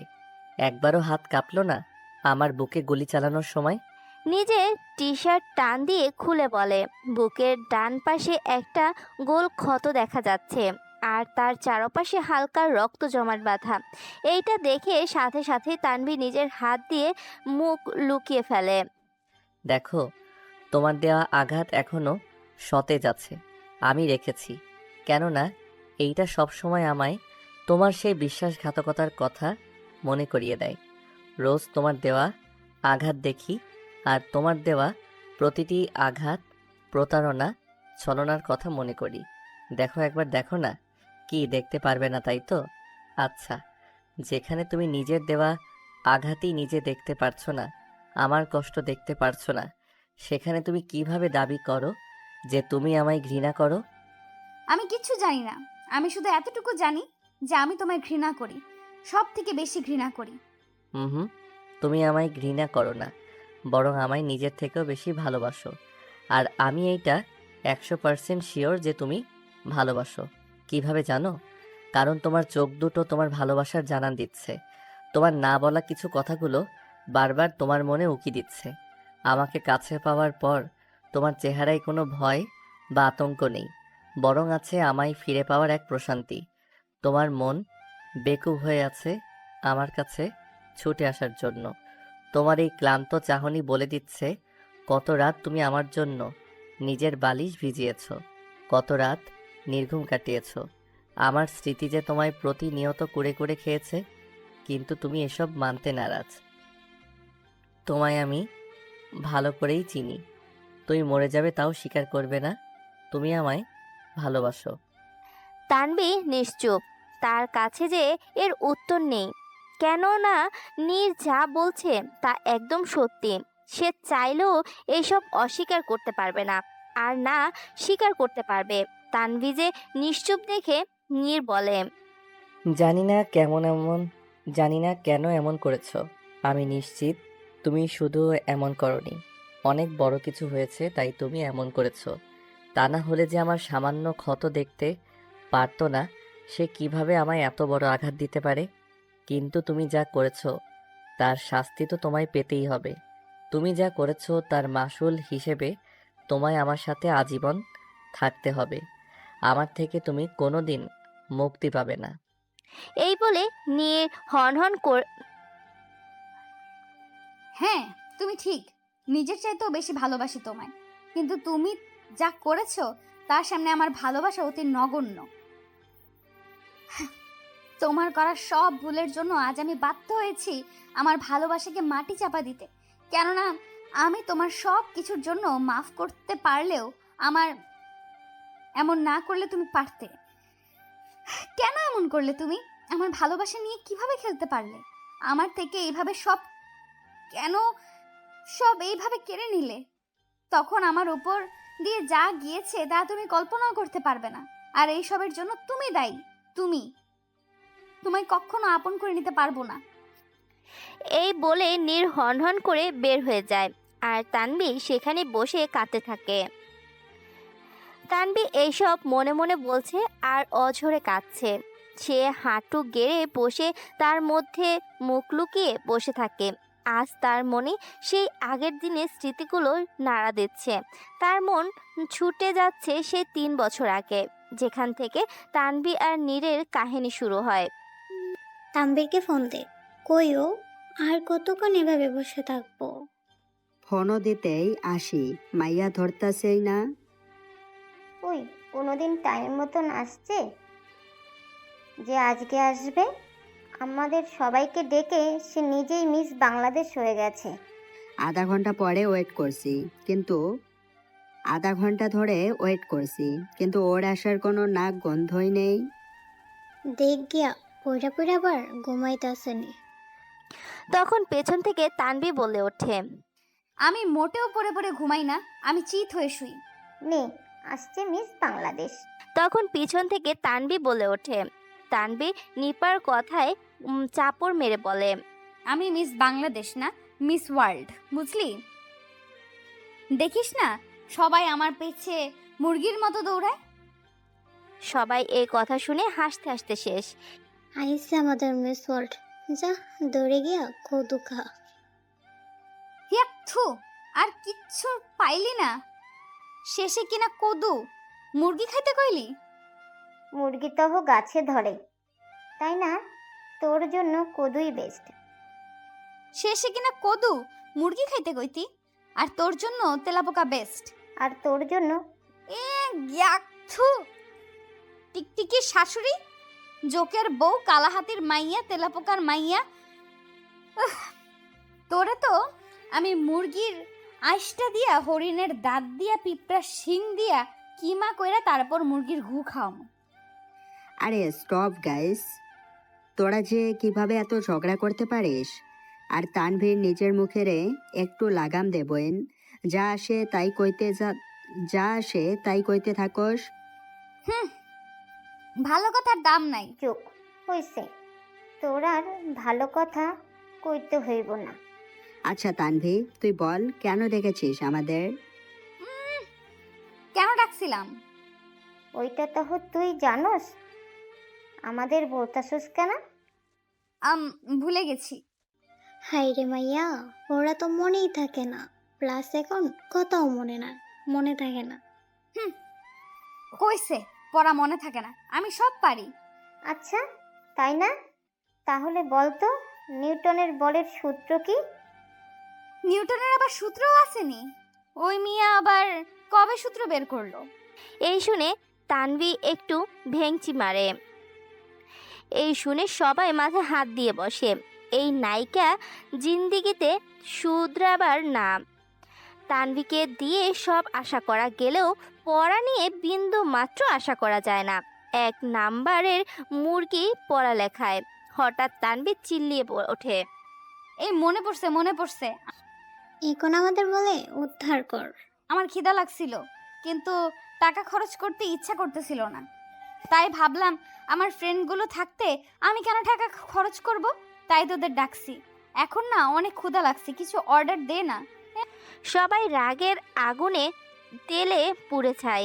এর জন্য সবাই সবার ক্লাস ছেড়ে আসতে আর সে কি না বলে কি একসাথে বলে ওঠে, তবে রে ভাস। এই শুনে সবাই মাথায় হাত দিয়ে বসে। এই নায়িকার জিন্দিগিতেও শুধরাবার না। তানভিকে দিয়ে সব আশা করা গেলেও পড়াত নিয়ে বিন্দু মাত্র আশা করা যায় না। 1 নাম্বারের মুরগি পড়ালেখায়। হঠাৎ তানভি চিল্লিয়ে ওঠে। সবাই রাগে আগুনে তেলে পুড়ে ছাই। এর জন্য সবাই সবার ক্লাস ছেড়ে আসছে আর সে কি না বলে কি একসাথে বলে ওঠে, তবে রে ব্যাস। লেগে গেল ওদের মধ্যে ঝগড়া। এইটা নতুন কিছু না, তানভীর সবসময় এই এমন করে, কিন্তু মাঝে মধ্যে একটু বেশি। কিছুক্ষণ পর সবাই শান্ত হলে খাবার অর্ডার দেয়। কী বা আর করার, যখন সবাই এসে বসেই পড়েছে তখন তো আর না খেয়ে ওঠা যায় না। সবাই খাচ্ছে আর এই সেই নিয়ে কথা বলছে। হঠাৎ নিপা বলে ওঠে, তানভি, তোর না অনেক সাহস। তাহলে আজকে তোকে একটা দেয়ার দিব, আর তোকে সেটা কমপ্লিট করতে হবে। যদি কমপ্লিট করতে পারিস তাহলে কালকের টিট আমার পক্ষ থেকে, আর যদি হেরে যাস দেন কালকে তুই আমাদের টিট দিবি। হে, এখন বল রাজি কি না? ভয় পেয়ে গেছিস? আমি কখনো ভয় পেতে শিখিনি। বল কি করতে হবে? এই রেস্টুরেন্টের গেট দিয়ে এখন সর্বপ্রথম যে ব্যক্তিটি ঢুকবে তুই তাকে প্রপোজ করবি অ্যান্ড তার গালে কিস করবি। সবাই একসাথে বলে ওঠে, তুই কি পাগল হয়ে গেছিস নিপা? কি বলিস এইসব? মাথা গেছে নাকি তোর? এইটা অতিরিক্ত। একদম না, it is a just fun. এত রিয়াক্ট করার মানেই হয় না। তা তানভি, তুই কি পারবি আমার দেয়ার কমপ্লিট করতে, নাকি হার মানছিস? মোটেও না। তানভি কখনো হার মানতে শিখিনি, বরং জিততে শিখেছে। আমি এটা করতে রাজি। আমার তো মনে হয় না তুই এই দেয়ার জিততে পারবি। মেরে উগান্ডা কি কসম, যদি না জিতছি না, আমি আমার তেলাপোকার গো টাকলা করে দেব। এই শুনে সবার মধ্যে হাসির রোল পড়ে গেল। ওকে দেন, আমরা এখানেই বসে বসে সব দেখব। ওকে ওকে। প্রায় কিছুক্ষণ পরেই একজন রেস্টুরেন্টে ঢুকলো। পেছনে 4-5 জন কালো পোশাক পরা বডিগার্ড টাইপের লোকও আছে, আর তাদের সামনে একজন লোক, মনে হচ্ছে তাদের বস। লোকটি আর কেউ না, নীর। ওর গায়ে ব্ল্যাক ব্লেজার, ব্ল্যাক প্যান্ট, ভিতরে হোয়াইট শার্ট পরা, চোখের সানগ্লাস, হাতে কালো বেল্টের ঘড়ি, চুলগুলো স্পাইক করা, হাইট 6 ফুট, গায়ের রং একদম দুধের মতো। সে হাতে একটা ফাইল চেক করতেই রেস্টুরেন্টে ঢুকেছে। সবাই তো তার দিকে হাঁ করে তাকিয়ে আছে। তানভি তো এক দফা ক্র্যাশ খেয়েছে। নিপা তানভিকে ঠেলে সামনে পাঠায়। তানভি একটা দীর্ঘ শ্বাস নিয়ে সেই লোকটির সামনে যায়। লোকটি তানভিকে দেখে পাশ কাটিয়ে চলে যেতে নিলে তানভি বলে, এক্সকিউজ মি। কিন্তু নীর শুনল না, তাই তানভি আবার ডাকলো, তাও শুনল না। এবার তানভি রেগে গিয়ে বলে, এই যে মিস্টার বলেম গাছ। নীর এবার ঘুরে তাকায়, তারপর কিছু বলার আগেই তানভি বলে, এই বলে তানভি নীরের গালে কিস করে দৌড়। আর এইদিকে সবাই হাঁ করে আছে। তানভি চলে যেতেই বাকিরাও ওর পিছে বেরিয়ে যায়। নীর তো অবাক হয়ে দাঁড়িয়ে আছে, তার সাথে কি হলো? নীরের বডিগার্ডরা ভয়ে জমে গেছে, কেননা তারা নীরের রাগ সম্পর্কে জানে। আজ পর্যন্ত কেউ নীরের সামনে ভালো মতো দাঁড়িয়ে কথা বলার সাহস পায়নি, সেখানে এই মেয়ে নাকি নীরকে কিস করলো। আর তারা এটাও জানে না যে নীরের রাগ কোন তুফান থেকে কম না। নীরের রাগ সব কিছু অচেতন করতে যথেষ্ট। নীর এইখানে অফিসের মিটিংয়ের জন্য আসছিল, কিন্তু রেস্টুরেন্টে ঢুকতেই এই কাণ্ড। নীর এতক্ষণ হিসাব মেলাচ্ছিল তার সাথে কি হয়েছে। যখন সে বুঝতে পারে তখন নীরের মাথায় আগুন লেগে যায়। সে একটা টেবিলে লাথি মেরে বলে, who the hell she was? আমাকে টাচ করার সাহস কিভাবে পায় ওই নুহাস? তখনই নুহাস হন্তদন্ত ভাবে নীরের সামনে আসে, কেননা সে নীরকে চেনে। যদি তার সামনে আসতে 5 সেকেন্ড দেরি হয়, নীরের ওর একটা হাড়টি আস্ত রাখবে না। নুহাস সামনে আসতেই বলে, who the hell was she? আমাকে সবার সামনে কিস করার সাহস কই পায় এই মেয়ে? কে এই মেয়ে? জানি নি নি না স্যার। তাহলে জানোটা কি? গর্জে উঠে বলে। নুহাশ ভয়ে কাচুমাচু হয়ে যায় আর কয়েকটা ঠোক গেলে নীর বলে, তোমাকে আমি কেন রাখছি? যাতে কেউ আমার সামনে আসতে না পারে। তুমি থাকতেও আমার সামনে এসে এসব করার সাহস কোথায় পেলো? স্যার, সবকিছু তাড়াতাড়ি হলেও যে আমরা কেউ বুঝতেই পারলাম না। আর ওকে দেখে মনে হয়নি যে ওই এমন কিছু করবে। তো আমাকে কেউ কি গুলি করার আগে বলে যাবে যে আমি তোমায় গুলি করছি? যত সব। ফার্দার মোর, যদি আর এমন হয়েছে, তোমাদের আমি এমন হাল করব যে নিজেকে চিনতে তোমাদের কষ্ট হবে। আর আজকের মিটিং ক্যান্সেল। এই বলে নীর আরেকবার টেবিলে বাড়ি মেরে রেস্টুরেন্ট থেকে বের হয়ে যায়।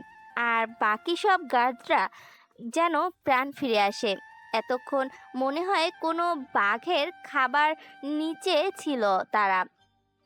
তারাও আর দেরি না করে নীরের পিছে যায়।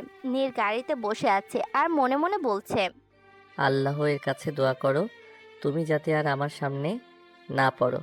আর যদি লাইফে আমার সামনে পড়ো, I swear I will teach you a lesson.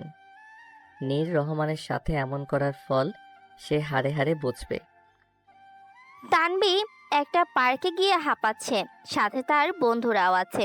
Nipa বলল, বাপরে বাপ, পোলাটা কি কিউট ছিল। আমি তো ক্রাশ খেলাম। ধ্যাৎ, তোকে যে কেন এমন করতে বললাম। তোর জায়গায় যদি আমি থাকতাম। আই লাভ ইউ মিস্টার বলেম গাছ। যাই হোক, ক্রাশ তো আমিও খাইছি। উফ, কি কিউট পোলাটা। কিন্তু বাই চান্স যদি আবার কোনো সমস্যা হয়, ডাইরেক্ট বাস খামো। কিন্তু ছেলেটা অনেক মুডি, দেখলেই বোঝা যায়। সে যাই হোক, আমি কিন্তু ডেয়ার কমপ্লিট করছি। সো কালকে তুই আমাদের ট্রিট দিবি, ওকে? ওকে, কালকে রেডি থাকিস। বাই। এই বলে যে যার মতো চলে যায়। রাতে নীর নিজের রুমে বসে ল্যাপটপে কাজ করছিল। হঠাৎ তার দুপুরের কথা মনে পড়ে যায় আর ওর রাগ উঠে যায়। কিন্তু সাথেই এক আলাদা অনুভূতিও হয়, কেননা আজ পর্যন্ত কোনো মেয়ে ওর সামনে আসারও সাহস পায়নি। সেখানে একটা মেয়ে তাকে প্রপোজ করলো প্লাস কিছু করলো। ভাবা যায় নীর ওইসব বাদ দিয়ে নিজের কাজে আবার মন দেয়। কিন্তু তাও বারবার তার চোখের সামনে সেই স্মৃতিটা ভেসে ওঠে। সে আর কিছু না ভেবে ব্যালকনিতে চলে যায় আর হাতে একটা সিগারেট জ্বালায়। সিগারেটের টান দিচ্ছে আর আকাশের পানে তাকিয়ে আছে আর কিছু ভাবনায় বিভোর আছে। দেখতে দেখতে 5 দিন কেটে যায়। নীর প্রায় ওই ঘটনা ভুলেই গেছে। এইদিকে তানবিও নিজের মতো বিন্দাস। সামনে তাদের কলেজে একটা ফাংশন আছে। সেখানে নাকি কলেজের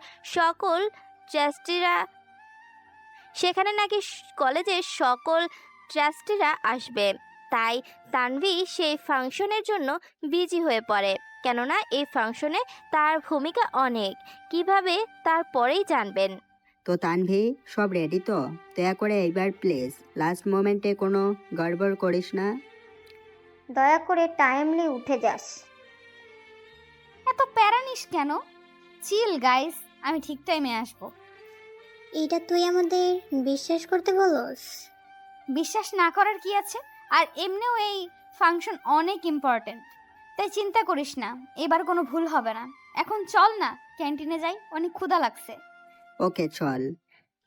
এই বলে তারা ক্যান্টিনে চলে যায়। দেখতে দেখতে ফাংশনের দিন চলে আসে।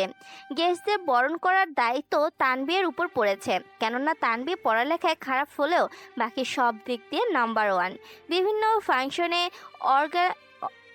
বিভিন্ন ফাংশনে অর্গানাইজেশন করা থেকে শুরু করে সব তানবী হ্যান্ডেল করে। তানবী এইসব অনেক ভালোভাবে সামলাতে পারে, তবে টিচাররা ওকেই সব দায়িত্ব দেয়। কিন্তু ভুলবশত তানবী আজ লেট। এদিকে চিফ গেস্টরা প্রায় এসে পড়েছে। তিশা, আইশু, নিপা দাঁড়িয়ে আছে বরণের জন্য। কিন্তু মেন গেস্টকে তানবী বরণ করার কথা, অথচ ও নেই। সবাই টেনশন করতেছে। ঠিক তখন এক এক করে 4টা গাড়ি এসে কলেজের প্রথম গাড়ি থেকে কিছু বডিগার্ড বের হয়। তারপর তারা গিয়ে 3 নম্বর গাড়িটার দরজা খোলে। দরজা খুলের পর একজন সুদর্শন পুরুষ বেরিয়ে আসে। পরনে ব্লু পাঞ্জাবি, পাঞ্জাবির পাশে স্টোনের কাজ করা, সাথে হোয়াইট জিন্স, চোখে সানগ্লাস, চুলগুলো স্পাইক করা, হাতে একটা ওয়াচ। বেশ মানিয়েছে তাকে। গাড়ি থেকে বের হতেই সবাই মুখ হা হয়ে যায়, সবচেয়ে বেশি নিপা, তিশা আর আয়ুষের, কেননা তারা এক প্রকার ঝাটকা খেয়েছে লোকটিকে দেখে। কেননা লোকটি আর কেউ না, নীরের পরপরই পেছনের গাড়ি থেকে আরও 2জন লোক বের হয়, সাথে একজন মহিলা, তার মধ্যে একজন তিহান। আমি আগেই তিহানের পরিচয় দিয়েছি। তিহান হচ্ছে নীরের best friend plus business partner, সাথে কলেজের ট্রাস্টিও। আজ তিহান মেরুন কালারের আর ব্ল্যাক কালারের কম্বিনেশনে একটা পাঞ্জাবি পরেছে, সাথে ব্ল্যাক জিন্স, হাতে ঘড়ি আর চুলগুলো স্পাইক করা। সবাই একসাথে কলেজের গেটে ঢোকে। আমি এসে গেছি। নিপা, তিশা, আয়ুষ বাকিদের বরণ করে নেয়। এখন আসে নীরকে বরণ করার পালা, কিন্তু তানভি এর খোঁজ খবর নেই। তাই নিপাকে সবাই বলল বরণ করতে। নিপা ফুলের তোড়া হাতে নিয়ে সামনে যেতে নিলেই কেউ পেছন থেকে বলে ওঠে। সবাই পেছনে তাকায়, নীরও তাকায়, আর তাকিয়ে যা দেখে তাতে যেন তার চোখ দুটো স্থির হয়ে যায়। সামনে তানভি দাঁড়িয়ে আছে, নিজের কানের দুল ঠিক করতে করতে সামনে আসছে। নীর আজ ভালো করে তানভিকে দেখছে। তানভীর পরনে আজ নেভি ব্লু শাড়ি, 3/4 হাতা প্লাস ফুল গলা ব্লাউজ, টানা টানা চোখে কাজল দেয়া, ঠোঁটে হালকা পিঙ্ক কালারের লিপস্টিক, সাথে হালকা মেকআপ, কানে ঝুমকা পরা, বা হাতে এক মুঠো নীল কালারের রেশমি চুড়ি, চুলগুলো এক সাইডে সিথি করে ছাড়া। তানভি এর গায়ের রং এমনি ফর্সা, তাই ব্লু কালারটা তাকে বেশ মানিয়েছে, অপরূপ লাগছে তাকে। নীর তো এক ধ্যানে তানভীর দিকেই তাকিয়ে আছে। তানভি নিজের ঝুমকা ঠিক করে নিপায়ের হাত থেকে ফুলের তোড়াটা নেয় আর বলে, সরি, আসলে শাড়ি ঠিক করতে গিয়ে লেট হয়ে গেছে।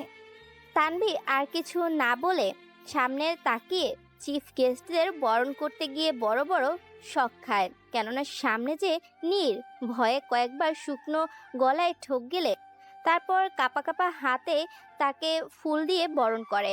নীর এখনো এক ধ্যানে তানভীর দিকে তাকিয়ে থেকে ফুলটা নেয়।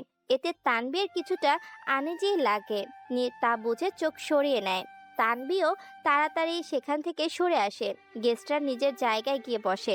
তাদের জন্য সবার সামনের সিটগুলো রিজার্ভ করা হয়েছে। সবাই আসন গ্রহণ করে। এদিকে তানভী তো ভয় শেষ। এই বলেম গাছ এখানে কি করতেছে? তিনি আমাদের চিফ গেস্ট প্লাস এই কলেজের ট্রাস্টি নীর রহমান। খাইছে, এই পোলা তো নিশ্চিত আমায় কলেজ থেকে করেই ছাড়বো। আল্লাহ, বিপদে মোরে রক্ষা করো। আরে তিনি শুধু ট্রাকসই না, ঢাকার নাম্বার 1 বিজনেসম্যান, এডিভির কোম্পানির মালিক। তার কোম্পানির ব্রাঞ্চ দেশ বিদেশে বড়। তিনি ছোট বয়সেই ভালো সফলতা অর্জন করে ফেলছেন। তাতে আমার কি? আমার যে এখন কি করব আল্লাহই জানে। আমি শিওর আমারে উগান্ডা পাঠায়া হাতে গো খাওয়াইবো। ফাংশন শেষে সরি বলে নিস, তাহলেই হবে। আর এখন ফাংশনে মনোযোগ দে, একটু পর তোকে স্টেজে যেতে হবে। এদিকে ফ্যাশন শুরু হয়ে গিয়েছে, কিন্তু নীরের সেই দিকে কোনো খেয়ালই নেই। সে তো তার নীল পরীকে খুঁজতে ব্যস্ত, মানে তানবিকে। তখনই হোস্ট বলে ওঠে, শুভ দর্শক মণ্ডলী, যে সময়ের জন্য আপনারা সবাই অপেক্ষা করছেন সে সময় এসে পড়েছে। আমাদের হৃদয়ের গতি বাড়াতে, নিজের তালে আমাদের মাতিয়ে তুলতে আসতেছে আমাদের টিউন কুইন তানভী রহমান। তানভী রহমান নামটা শুনেই নীরের বুকটা ধক করে ওঠে, কিন্তু কেন তা সে জানে না। হঠাৎ সব লাইট অফ হয়ে যায়। কিছুক্ষণ পর স্টেজের মাঝে লাইট জ্বলে ওঠে। সবার দৃষ্টি সেই দিকে। স্টেজে তানভী একটা চেয়ারে বসে আছে, হাতে গিটার, মুখের সামনে মাইক। নীর তানভীকে দেখে খানিকটা অবাকই হয়। তারপর তানভী গিটার টিউন ধরে আর গান শুরু করে। আমার একলা আকাশ থমকে গেছে রাতের স্রোতে ভেসে, শুধু তোমায় ভালোবেসে আমার দিনগুলো সব রং চিনেছে তোমার কাছে এসে, শুধু তোমায় ভালোবেসে।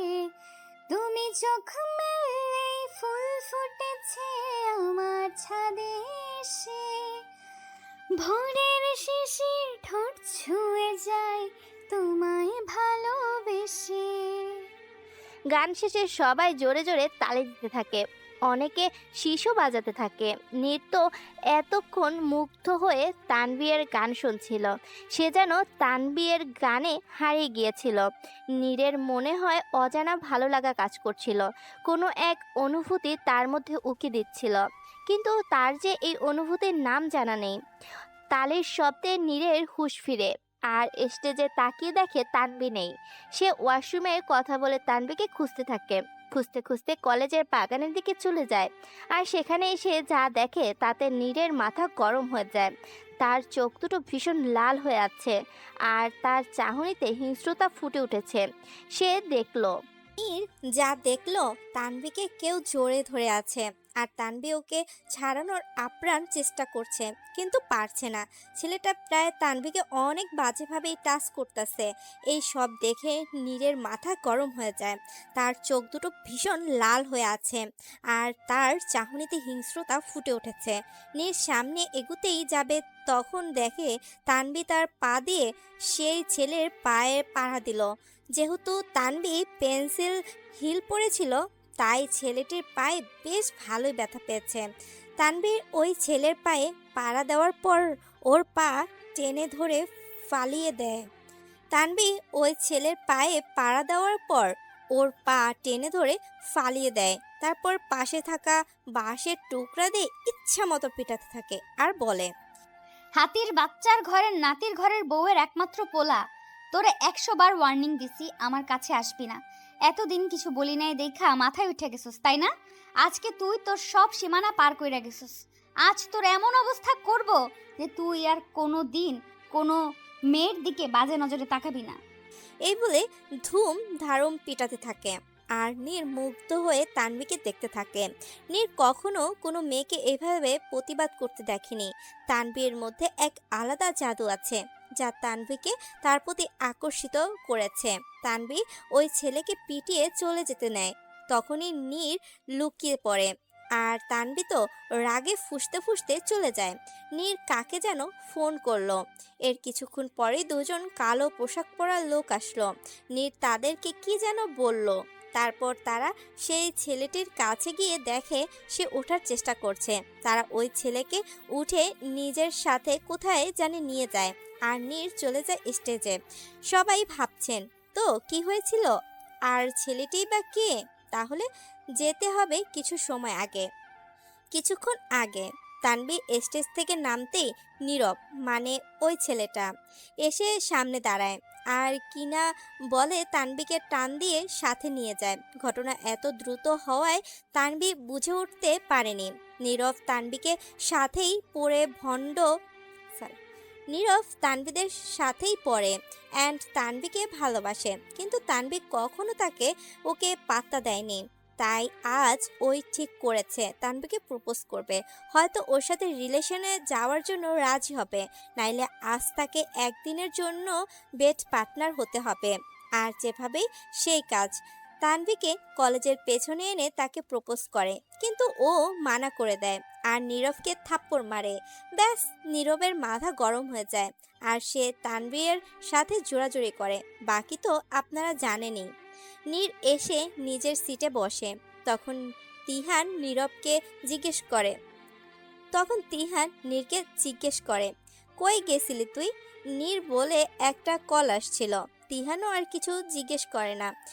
ফাংশন শেষে ট্রাস্টিদের সাথে প্রিন্সিপাল মিটিংয়ে ছিল, তাই সবাই কনফারেন্সের রুমে চলে যায়। এদিকে তানভী নীরকে খুঁজতেছে তাকে সরি বলার জন্য, কিন্তু নীরকে কোথাও খুঁজে পেল না। তানভী ভাবলো নীর হয়তো চলে গেছে, তাই ও মন খারাপ করে নিজের কাজে লেগে গেল। প্রায় 3 ঘন্টার পর তাদের মিটিং শেষ হলো। নীর মিটিং থেকে বেরে হয়ে কাকে যেন ফোন করে আর কথা বলতে বলতে কিনারে চলে যায়। পুরো কলেজে এখন একদম নীরব, কোথাও কোনো সারা শব্দ নেই। থাকবেই বা কিভাবে, সব স্টুডেন্টরা চলে গেছে আর ট্রাস্টিরাও একে একে সব চলে যাচ্ছে। নীর তিহানকে আগেই চলে যেতে বলেছিল, তাই তিহান চলে যায়। নীরের কথা শেষ করে গেটের দিকে যাচ্ছে। গাড়ির সামনে এসে যেই না উঠতে যাবে তখন দেখে একটা মেয়ে গেটের সামনে দাঁড়িয়ে আছে। নীর ভালো করে তাকিয়ে দেখে তানবি। তানবিকে এই সময় দেখে খানিকটা অবাকই হয় নীর। তানবিও নীরকে দেখে কিছু ভয় পায়, কিন্তু পরে নিজেকে সামলিয়ে ওর কাছে যায়। তা দেখে নীর নিজের চেহারায় গম্ভীর ভাব নিয়ে বলে। কি চাই? তানবি এবার সামনে এসে বলে, আসলে ভাইয়া ফাংশনের সব দায়িত্ব আমার উপর ছিল, আর তাই ফাংশন শেষে সব গোছাতে গোছাতে টাইম লেগে যায় আর দেরি হয়ে যায়। আমার সাথে যারা ছিল তারা চলে গেছে ছেড়ে, আমি এখন হয়ে গেছি। কোথায় কোন রিক্সা বা অটো নেই যে চলে যেতে পারবো। তো তাতে আমি কি করব? যদি আমাকে হোস্টেলে ড্রপ করে দিতেন, প্লিজ মানা করেন না, প্লিজ প্লিজ। আমি একা একটা মেয়ে এইভাবে এত রাতে রাস্তায় কিভাবে থাকবো? তার উপর ওই পাশে কয়েকটা বখাটে ছেলেও আছে। প্লিজ ভাইয়া আমায় নামিয়ে দিন না, please please please please please please please please please. একদম কাঁদো কাঁদো ভাব নিয়ে বেবি ফেস করে। ভাইয়া ওয়ার্ড শুনে নীরের যতটা না রাগ হচ্ছিল ততটা মায়া হচ্ছে এই ফেস দেখে। এই মুখখানের দিকে তাকিয়ে নীরের মায়া করার সাধ্য নেই। এই মুখখানির দিকে তাকিয়ে নীরের মানা করার সাধ্য নেই। তার উপর এত রাতে একে একাও ছাড়া সম্ভব না, তাই মুখ গম্ভীর করে বলল, যাও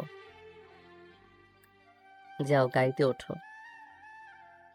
তানবি খুশি হয়ে বলে, থ্যাংক ইউ ভাইয়া, থ্যাংক ইউ সো মাচ।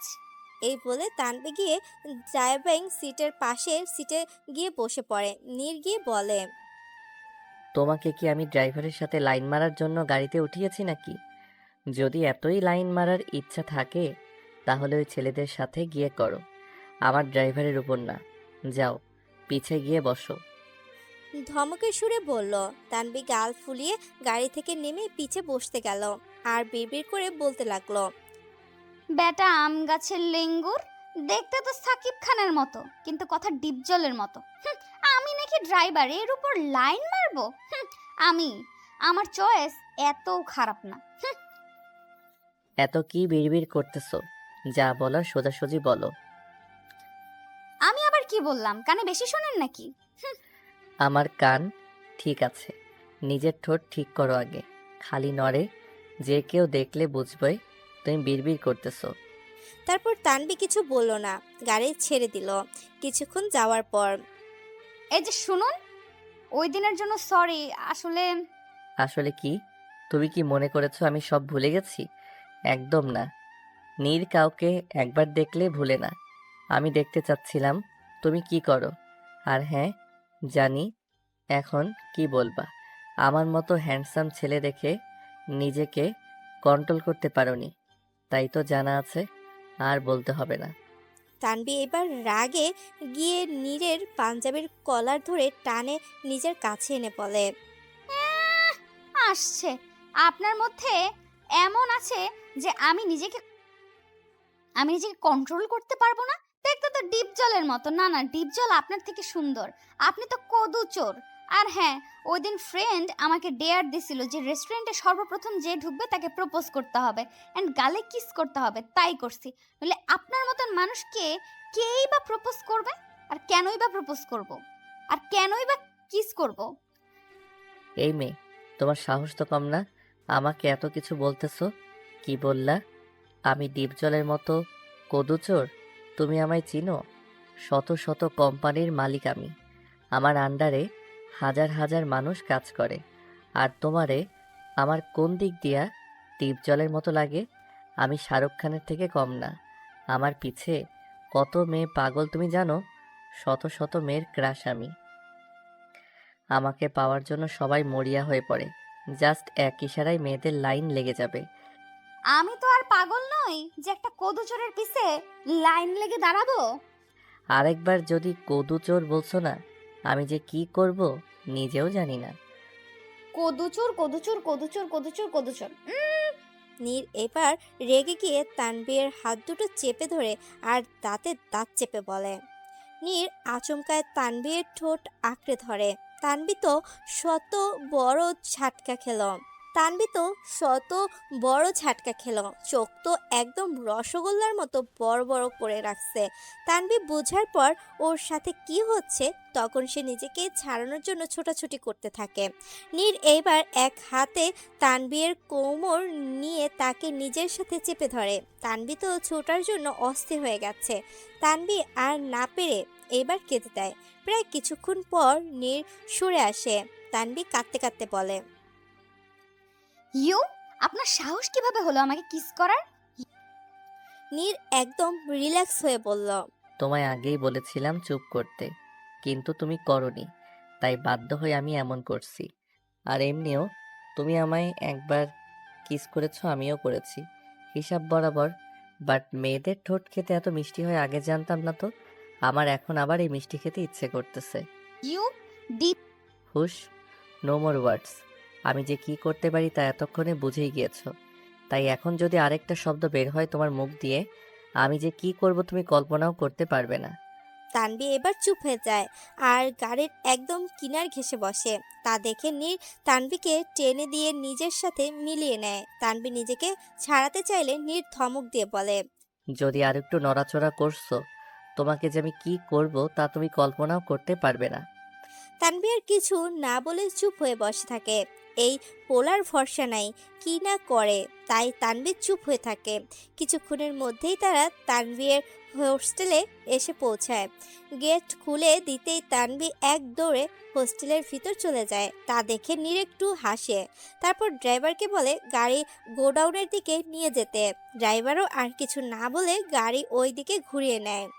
কিছুক্ষণের মধ্যেই তারা তানভীরের হোটেলে এসে পৌঁছায়। গেট খুলে দিতেই তানভী এক দৌড়ে হোস্টেলের ভিতরে চলে যায়। তা দেখে নীর একটু হাসে। তারপর ড্রাইভারকে বলে গাড়ি গোডাউনের দিকে নিয়ে যেতে। ড্রাইভারও আর কিছু না বলে গাড়ি নিয়ে ওই দিকে ঘুরিয়ে নেয়। গাড়ি এসে গোডাউনের সামনে থামে। নীর ফুল অ্যাটিটিউড নিয়ে ভেতরে ঢুকে। ভেতরে ঢুকে দেখে চারদিকে খুটখুটে অন্ধকার আর একজনকে চেয়ারের সাথে বেঁধে রাখা হয়েছে। সেই ব্যক্তিটি ছোটার জন্য আপ্রাণ চেষ্টা করছে, কিন্তু পারছে না। নীর হাতে একটা লোহার রড নিয়ে সেই ব্যক্তিটিকে মারতে শুরু করে আর বলতে থাকে, তোর সাহস কিভাবে হলো আমার জিনিসের উপর নজর দেওয়ার? ওর দিকে হাত বাড়ানোর সাহস হয় কিভাবে তোর? তোকে তো আমি জ্যান্ত কবর দিব। আপনি কার কথা বলছেন? তানভীর কথা বলছি। তোর সাহস কিভাবে হয় ওর দিকে বাজে দৃষ্টিতে তাকানোর? আজ তোকে আমি শেষ করে দিব। এখন নিশ্চয়ই বুঝলেন ব্যক্তিটিকে। এ হচ্ছে নীরব, যাকে নীর তার বডিগার্ড দিয়ে উঠিয়ে এনেছিল। আমায় মাফ করে দিন, আমি আর কখনো ওর দিকে চোখ তুলেও তাকাবো না। প্লিজ মাফ করে দিন। তোর ভুলের কোনো মাফ নেই। এই বলে ওকে ইচ্ছে মতো পেটাতে থাকে। ওর হাত একেবারে মুচড়ে ভেঙে ফেলে, মেরে একদম রক্তাক্ত করে ফেলে। এইবারের জন্য ছাড়ছি তোকে। যদি আরেকবার তানভী এর আশেপাশেও দেখি, সেই দিনই হবে তোর জীবনের শেষ দিন। নীর ওর বডিগার্ডদের ইশারা করতেই তারা নীরবকে নিয়ে চলে যায় আর নীর চলে যায় নিজের বাসায়। এইদিকে তানভীর রাগে ফুঁসছে আর আয়নাতে নিজেকে দেখছে। অন্যদিকে নীর নিজের বাল জলের ছোট ভাই হাতির পোলা সাহস কিভাবে হয় আমাকে আমাকে কিস করার, আবার আমাকেই ভয় দেখায়। আল্লাহ, এর কাছে দোয়া করি, আল্লাহর কাছে দোয়া করি এই পোলার লগে যাতে এর জীবনে কোনোদিন দেখা না হয়, নাইলে আমি যে কি করবো নিজেও জানি না। অন্যদিকে নীর নিজের ব্যালকনিতে দাঁড়িয়ে আছে আর এক হাতে সিগারেট জ্বালিয়ে এক মনে আকাশের পানে তাকিয়ে আছে আর নিজের খেয়ালে বিভোর হয়ে আছে। গাড়ির মধ্যে হয়ে যাওয়া ঘটনা মনে পড়তেই নীর একগাল হেসে দেয়, কিন্তু পরক্ষণেই তার নিমিষেই গায়েব হয়ে যায়। কি হচ্ছে আমার সাথে এইসব? যে নীর রহমান মেয়েদের দিকে চোখ তুলেও তাকায় না, কোনো মেয়েকে পাত্তা দেয় না, সে আজ একটা মেয়েকে জোর করে কিস করে বসলো। তাও আবার এমন একটা পাগলাটে মেয়েকে। কেন করলাম আমি এমন? আমি তো এমন না। কিন্তু ওকে দেখার পর থেকে মনের মধ্যে এক অজানা অনুভূতি লুকোচুরি খেলছে। এক আলাদা ভালো লাগা কাজ করছে। জানি না একে কি বলে। কিন্তু তখন তানভি এর নড়তে থাকা ঠোঁট আর তার ডান গালের সেই তিল আমায় তার দিকে বারবার আকর্ষিত করছে। না যাওয়া সত্ত্বেও আমি ওকে নিজের কাছে টেনে নেই। আমি তখন আমার মধ্যে ছিলাম না। আচ্ছা, আমি তাহলে ওর মায়াতে পড়ে গিয়েছি। ওর মায়া, নিজেকে উন্মুক্ত হতে চাচ্ছি। নিজেকে ওর মাঝে বিলিয়ে দিতে চাচ্ছি। নিজের মনের অজান্তে কি আমি ওকে নিজের মনে জায়গা দিয়ে দিয়েছি? এই রকম আকাশ পাতাল ভাবনা ভাবতে ভাবতেই নীর সেই রাতটি নির্ঘুম পার করে। এইভাবে চলে যায় 3 থেকে 4 দিন। এর মধ্যে নীর তানভীরের সব ইনফরমেশন বের করে ফেলেছে। তানভীরের বাড়ি কুমিল্লা, সেখানে সে তার বাবার সাথে থাকে। মা মারা গিয়েছে 1 বছর আগে। তানভীরের ছোটবেলার ইচ্ছা সে ঢাকায় এসে পড়ালেখা করবে, তাই সে সুবাদে ঢাকায় আসা। এখানে সে একটা হোস্টেলে থাকে। এই কয়দিনের মধ্যে নীরের সাথে অনিচ্ছাকৃতভাবে তানভীর অনেকবার দেখা হয়ে যায়। নীর সেই দিনের জন্য সরি বলতে চেয়েছিল, কিন্তু প্রতিবারই তানভীর নীরকে ইগনোর করে চলে, তার পাশ কাটিয়ে চলে যায়।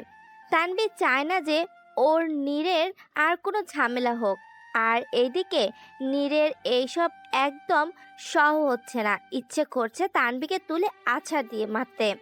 ওর এত রাগ কেন হচ্ছে ও নিজেও জানে না। শুধু এতটুকু জানে তানভীর ইগনোরগুলো ও সহ্য করতে পারছে না। তার কথা এতটুকু মেয়ে নাকি তাকে অ্যাটিটিউড দেখাবে, তাকে ইগনোর করার সাহস পায় কই ওই মেয়ে? কিন্তু তাও নীর কিছু বলছিল না, চুপ এই ছিল। কিন্তু একদিন নীরের শহের সব বাঁধ ভেঙে যায়। সেই দিন নীর একটা কাজে কলেজে এসেছিল। কাজ শেষে তার চোখ বারবার তানভীকে খুঁজছিল। কেন খুঁজছে তা সে জানে না, শুধু জানে তাকে একবারে তানভীকে 2 নয়ন ভরে দেখতে হবে। তখনই হঠাৎ তার চোখে পড়ে গেটের কিছুটা আগে তানভীরের মতো কাউকে দেখা যাচ্ছে। তাই নীর শিওর হওয়ার জন্য সেই দিকে যায়। সামনে গিয়ে যা দেখে তাতে নীরের পা সেখানেই স্থির হয়ে যায়। ওর চোয়াল শক্ত হয়ে যায়, চোখ একদম লাল হয়ে যায়, হাত দুটো মুষ্টিবদ্ধ হয়ে যায়। নীর দেখে তানভী একটা ছেলের সাথে অনেক ক্লোজলি দাঁড়িয়ে কথা বলছে আর হাসছে। হাসতে হাসতে সেই ছেলের গায়ে পড়ে যাচ্ছে। এক সময় সেই ছেলেটি তানভীকে সাইডলি হাঁক করে চলে যায়। তানভী পিছে ঘুরতেই নীরকে এই অবস্থা দেখে চমকে যায়, কিন্তু পরক্ষণেই নিজেকে সামলিয়ে পাশ কাটিয়ে যেতে নিলে নীর খপ করে তানভীরের হাত ধরে ফেলে। তাতে তানভী কিছু হচকচিয়ে যায়, তারপর নিজেকে সামলিয়ে রাগী গলায় বলে, ওই ডিপজলের ছোট ভাই কদুসর, এটা কোন ধরনের অসভ্যতা? হাত ছাড়ুন আমার। নীর কিছু না বলে তানভীকে টানতে টানতে নিজের গাড়ির সামনে নিয়ে যায়। তারপর গাড়ির দরজা খুলে তানভীকে ধাক্কা মেরে ভিতরে ঢুকিয়ে দেয় আর নিজে ড্রাইভিং সিটে বসে হাই স্পিডে গাড়ি চালাতে থাকে। তানভী বারবার চেঁচিয়ে বলছে, কই নিয়ে যাচ্ছেন আমায়? গাড়ি থামান। কিন্তু এইসব কথা নীরের কান অবধি এসব পৌঁছাচ্ছে কিনা সন্দেহ। প্রায় কিছুক্ষণ পরই একটা দোতলা ডুপ্লেক্স বাড়ির সামনে এসে গাড়ি থামে। নীর গাড়ি থেকে নেমে আবার টানতে টানতে তানভীকে বাড়ির ভিতরে নিয়ে যায় আর তাকে নিয়ে সোজা উপরে একটা রুমে নিয়ে গিয়ে এক ধাক্কা বেডে ফেলে দেয় আর দরজা লক করে দেয়। আর এইদিকে বাড়ির সার্ভেন্টরা তো অবাক যে নীর এই প্রথম বাসায় কোনো মেয়েকে নিয়ে এসেছে, তার উপর এইভাবে টানতে টানতে। এর মধ্যে একটা সার্ভেন্ট কাকে যেন ফোন করে নিউজটি দেয়। এখন আমি কি করব? অন্য পাশ থেকে কি বললো শোনা গেল না। ওকে, আপনি চিন্তা করবেন না, এই বিষয়ে কেউ কিচ্ছু জানবে না। এই বলে রেখে দিল ইন দা রুম। তানভী সোজা হয়ে দাঁড়িয়ে চিল্লিয়ে বলে, ওই বেটা কদুসর, এইটা কি ধরনের অসভ্যতা? আমাকে এইভাবে আনার মানে কি? আর আপনি গেট লাগালেন কেন? দরজা খুলুন বলছি, আমি বাসায় যাব। ছেলেটা কে ছিল? তানভীরের দিকে এগুতে এগুতে। কোন ছেলে? কিসের ছেলে? কোথাকার ছেলে? কোথায় ছেলে? কি ছেলে? কেমন ছেলে? যার সাথে তুমি কলেজের গেটের সামনে এত হেলে দুলে কথা বলছিলে। দাঁতে দাঁত চেপে। ও, তাহলে সে আরিফের কথা বলতেছে। কিন্তু সে আরিফের কথা জিজ্ঞেস করতেছে কেন? তানভী মনে মনে বলল। নীর তানভীকে চুপ থাকতে দেখে চিল্লিয়ে বলে, কি হলো, কথা বলছো না কেন? যেই ছিল তাতে আপনার কি? কে ছিল ওই ছেলে? আমার বিএফ হইছে। এবার সরেন, আমায় যেতে দেন। আরিফ তানভীরের বিএফ না, বরং ওর আপন খালাতো ভাই। আজ সে বিদেশে চলে যাবে বলে তানভীরের সাথে দেখা করতে এসেছিল। কেননা তানভীরের একমাত্র আদরের বোন। ঢাকায় আসার পর তানভীকে ওদের বাসায় থাকতে বললেও সে থাকেনি, কিন্তু মাঝে মাঝে তাদের বাসায় যায়। আর তানভীরের কিছু প্র্যাকটিক্যাল এক্সাম আছে, যার জন্য সে আরিফের সাথে দেখা করতে পারবে না, তাই সে নিজেই আসে। এই বলে তানভী পাশ কাটিয়ে চলে যেতে নিলে নীর ওর হাত ধরে তাকে দেয়ালের সাথে মিশিয়ে বলে, আমার সব বড় কে ছিল, কিসের বিয়ে? এক থাপ্পড় দিয়ে এসব ভূত টুত নামিয়ে দিব। এক কথা মাথায় ঢুকিয়ে নে, তোর কোনো বিএফ টিএফ থাকতে পারবে না। তুই শুধু আমার, বুঝলি? আজীব তো, আপনি আমার কে হন যে আমার আপনার কথা শুনতে হবে? আর আমার যা ইচ্ছা আমি তাই করব। পারলে 100টা বিএফ নিয়ে ঘুরবো, তাতে আপনার কি? কে হন আপনি আমার? নীর তানভীকে আরো জোরে চেপে ধরে বলে, আমি তোর সব, বুঝলি?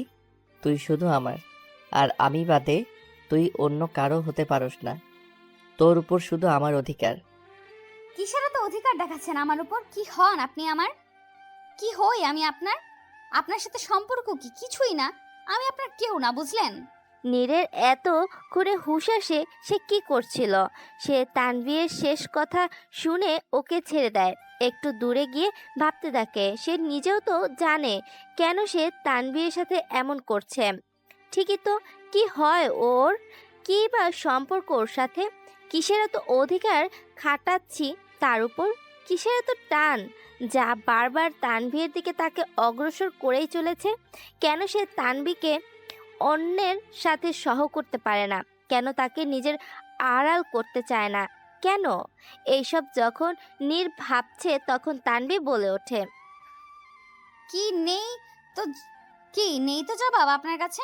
আর থাকার কথাও না, তাই আপনাকে এর জবাব দিচ্ছি আমি।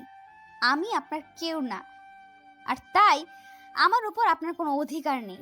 সো নেক্সট টাইম আমার উপর কোনো রকম অধিকার খাটানোর চেষ্টা করবেন না। এই বলে তানভী বেরিয়ে যেতে নিলে নীর ওর হাত ধরে টান দিয়ে নিজের কাছে নিয়ে আসে। আর তারপর তানভীরের কানের কাছে গিয়ে নিজের মুখ এনে স্লো ভয়েসে বলে, তোমার উপর আমার কিসের অধিকার তা তুমি আজ বিকালেই টের পাবে। এরপর তুমি চাইলে আমার থেকে এই অধিকার নিতে পারবে না। বি রেডি জান, আজই আমি তোমায় দেখিয়ে দিব তোমার উপর আমার কিসের এত অধিকার। এই বলে নীর তানভীকে ছেড়ে হনহনিয়ে চলে যায়। আর যাওয়ার আগে রুম বাইরে দিয়ে লাগিয়ে দিয়ে যায়। আর সার্ভেন্টদের ও বলে যেতে থাকে, আর সার্ভেন্টদেরও বলে যাতে কেউ দরজা খোলে। এই বলে বাড়ি থেকে বের হয়ে যায়। আর এইদিকে তানভীর দরজা ধাক্কাচ্ছে আর জোরে জোরে চিৎকার করছে, কিন্তু কেউ দরজা খুলছে না। এক সময় দরজা ধাক্কাতে ধাক্কাতে সে বড্ড ক্লান্ত হয়ে পড়ে, তাই সে খাটের উপর বসে পড়ে আর আকাশ পাতাল ভাবতে থাকে। এক সময় সে ঘুমের দেশে তলিয়ে পড়ে। প্রায় বিকেল পেরিয়ে সন্ধ্যা হতে আসলো, তানভীর তখনও ঘুমিয়ে আছে। এমন সময় ধাম করে দরজা খোলার আওয়াজে সে ধরফরিয়ে ওঠে। আর সামনে যা দেখে তাতে তানভীর সপ্তম আকাশে উঠে পড়ে। সন্ধ্যাবেলায় তানভীর ঘুমিয়েছিল। এমন সময় ধাম করে দরজা খোলার আওয়াজে সে ধরফরিয়ে ওঠে। আর সামনে যা দেখে তাতে তানভীর সপ্তম আকাশে উঠে পড়ে। কেননা দরজায় নীর দাঁড়িয়ে আছে। নীর দাঁড়িয়ে আছে তা দেখে তানভীর অবাক নয়। তানভীর অবাক এর জন্য কেননা নীর বিয়ের শেরওয়ানি পরে আছে আর তার পেছনে কয়েকটা বডিগার্ড কি জানি হাবিজাবি নিয়ে দাঁড়িয়ে আছে। তানভি ভালো করে খেয়াল করে দেখলো বিয়ের পোশাক। তানভি এবার ভয়ে ঠক গেলে তানভি আন্দাজ করতে পারছে তার সাথে এখন কি হতে চলেছে। তানভি তাড়াতাড়ি খাট থেকে নেমে দৌড়ে রুম থেকে বের হতে নিলে নীর খপ করে তানভীর হাত ধরে ফেলে আর বডিগার্ডদের ইশারা করে, সাথে সাথে তারা সব জিনিস খাটে রেখে বের হয়ে যায়। নীর তানভীকে নিজের সামনে দাঁড় করিয়ে বলে, চুপচাপ আধা ঘন্টার মধ্যে এইসব পরে রেডি হয়ে নাও। তোমার দরকারের সকল জিনিস আছে এখানে। আমি কেন এসব পড়তে যাব? বারে নিজের বিয়েতে যদি তুমি এসব না পড়ো তো কে পড়বে শুনি? মানে? চোখ দুটো একদম ডাবল বড় করে বলল তানভী। ও তোমায় তো বলাই হয়নি আজ আমাদের বিয়ে। কি? চিৎকার দিয়ে বলল তানভী। নীর নিজের কানে হাত দিয়ে বলে, আস্তে আস্তে, কানের পর্দাই তো ফাটিয়ে দিবে। আমি এই বিয়ে করব না। হইলে আমি ঠেলা গাড়িওয়ালারে বিয়ে করুম, তাও আপনার মতন ডিপজল মার্কা কদুসরে বিয়ে করুম না। নীর তো এইবার কিছুটা ভেবাচাকা খেলো, প্লাস তার রাগও হচ্ছে। সে নাকি দীপজল মার্কা কদুচোর। হায় রে কপাল, যেখানে ঢাকার শহরের সব মেয়েরা ওর উপর ফিদা, নীরের নাম শুনলেই বেহুশ, সেখানে এই মেয়ে কয় কি? নীর নিজের রাগ কন্ট্রোল করে বলে, ভালোই ভালোই বলছি, রেডি হয়ে নাও। তা না হলে আমি যে কি করতে পারি তা তোমার ধারণার বাইরে। যা ইচ্ছে তা করেন, আমার কি? এই বলে চলে যেতে নিলে নীর ওকে বেডের সাথে চেপে ধরে আর বলে, এখনো টাইম আছে, রাজি হয়ে যাও। তা না হলে বিয়ের আগে আমাদের বাসর সেরে ফেলবো। তো করেন, মানা কি করছে? নীর তো এবার ভেবাচাকা খেয়ে গেল। এই মাইয়া এর মাথা ঠিক আছে তো নাকি? তোমার মাথা ঠিক আছে তো? বুঝতেছো তো কি বলতেছো? হ্যাঁ। আচ্ছা, বিলাইটা কই? বিলাই মানে? জিজ্ঞাসা দৃষ্টিতে। আরে, বাসরের জন্য বিলাই লাগে? আগে বিলাই খুঁজতে হয়, তারপর ওরে ধরে মারতে হয়, কিন্তু এখানে তো কোথাও বিলাই নেই। সো জানগা, আগে বিলাই খুঁজা আনেন, দেন ওরে মাইরা ওর লগে বাসর কইরেন, আর আমারে বাসা যেতে দেন। নীরের এই কথায় হাসবো নাকি কাঁদবো বুঝছে না। হায় রে, কোন মাইয়া এর চক্করে পড়লো। না, আমি সেই বাসর করব না, অন্য বাসর করব। অন্য বাসর মানে? চোখ ছোট ছোট করে। ওয়েট, প্র্যাকটিক্যালি দেখাই। এ বলে নীর তানভীর ঠোঁট দুটো নিজের আয়ত্তে নিয়ে নেয়। তারপর কিছুক্ষণ পরেই ও গলায় অসংখ্য চুমু খেয়ে ভরিয়ে দেয়। তানভী এতক্ষণ হাবলার মতো তাকিয়েছিল, পরক্ষণে সে বুঝতে পারে নীরের মানে কি ছিল। সে সাথে সাথে চিল্লিয়ে ওঠে, না! নীর এইবার কানে হাত ঢুকিয়ে বসে পড়ে। আরে, আমার বয়রা করতে চাচ্ছ নাকি আজিব? আপনি দূরে থাকেন আমার থেকে, আমার কাছে আসবেন না। কেন গো, এই বাসর বুঝি ভালো লাগেনি?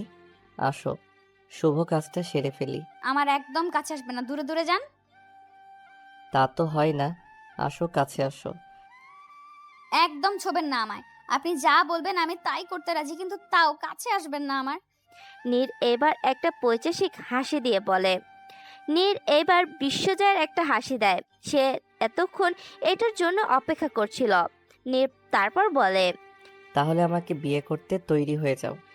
এসব পরে রেডি হয়ে নাও, কিছু মেয়ে এসে তোমাকে সাজিয়ে দিয়ে যাবে। আর হ্যাঁ, কোনো রকম যদি চালাকি করছো, তোমার সাথে যে কি হতে পারে তা তুমি নিশ্চয়ই জেনে গেছো। তাই ভালো মেয়ের মতো চুপচাপ বসে থাকবে, একটু পর আমি এসে নিয়ে যাব। এই বলে নীর চলে যায় আর সাথে সাথে কিছু মেয়ে ভিতরে আসে। তানভী এখনো ঠায় মেরে বসে আছে। তার সাথে কি হচ্ছে সে বুঝতে পারছে না। যেখানে 6 ঘন্টা আগে এসে সব ঠিক ছিল, সেখানে এখন তার লাইফ কোথা থেকে কই চলে যাচ্ছে। সেই মেয়েগুলো তানভীকে সাজাতে ব্যস্ত। তানভী নিজ থেকে কিছু করতে না বলে সব তারাই করে দিচ্ছে। এইদিকে নিচে নীর নিচে নেমে দেখে তিহান সোফায় বসে আছে। তিহানকে দেখে নীর কিছুটা বিচলিত হয়ে যায়, তারপর নিজেকে সামলিয়ে ওর সামনে যায়। তিহানের পাশে গিয়ে বসতেই তিহান নীরের দিকে প্রশ্ন ছুঁড়ে মারে। এইসব কি হচ্ছে নীর? প্লিজ তুই আমাকে বলবি তুই কেন এমন করছিস? নীর একটা দীর্ঘ শ্বাস নিয়ে বলে,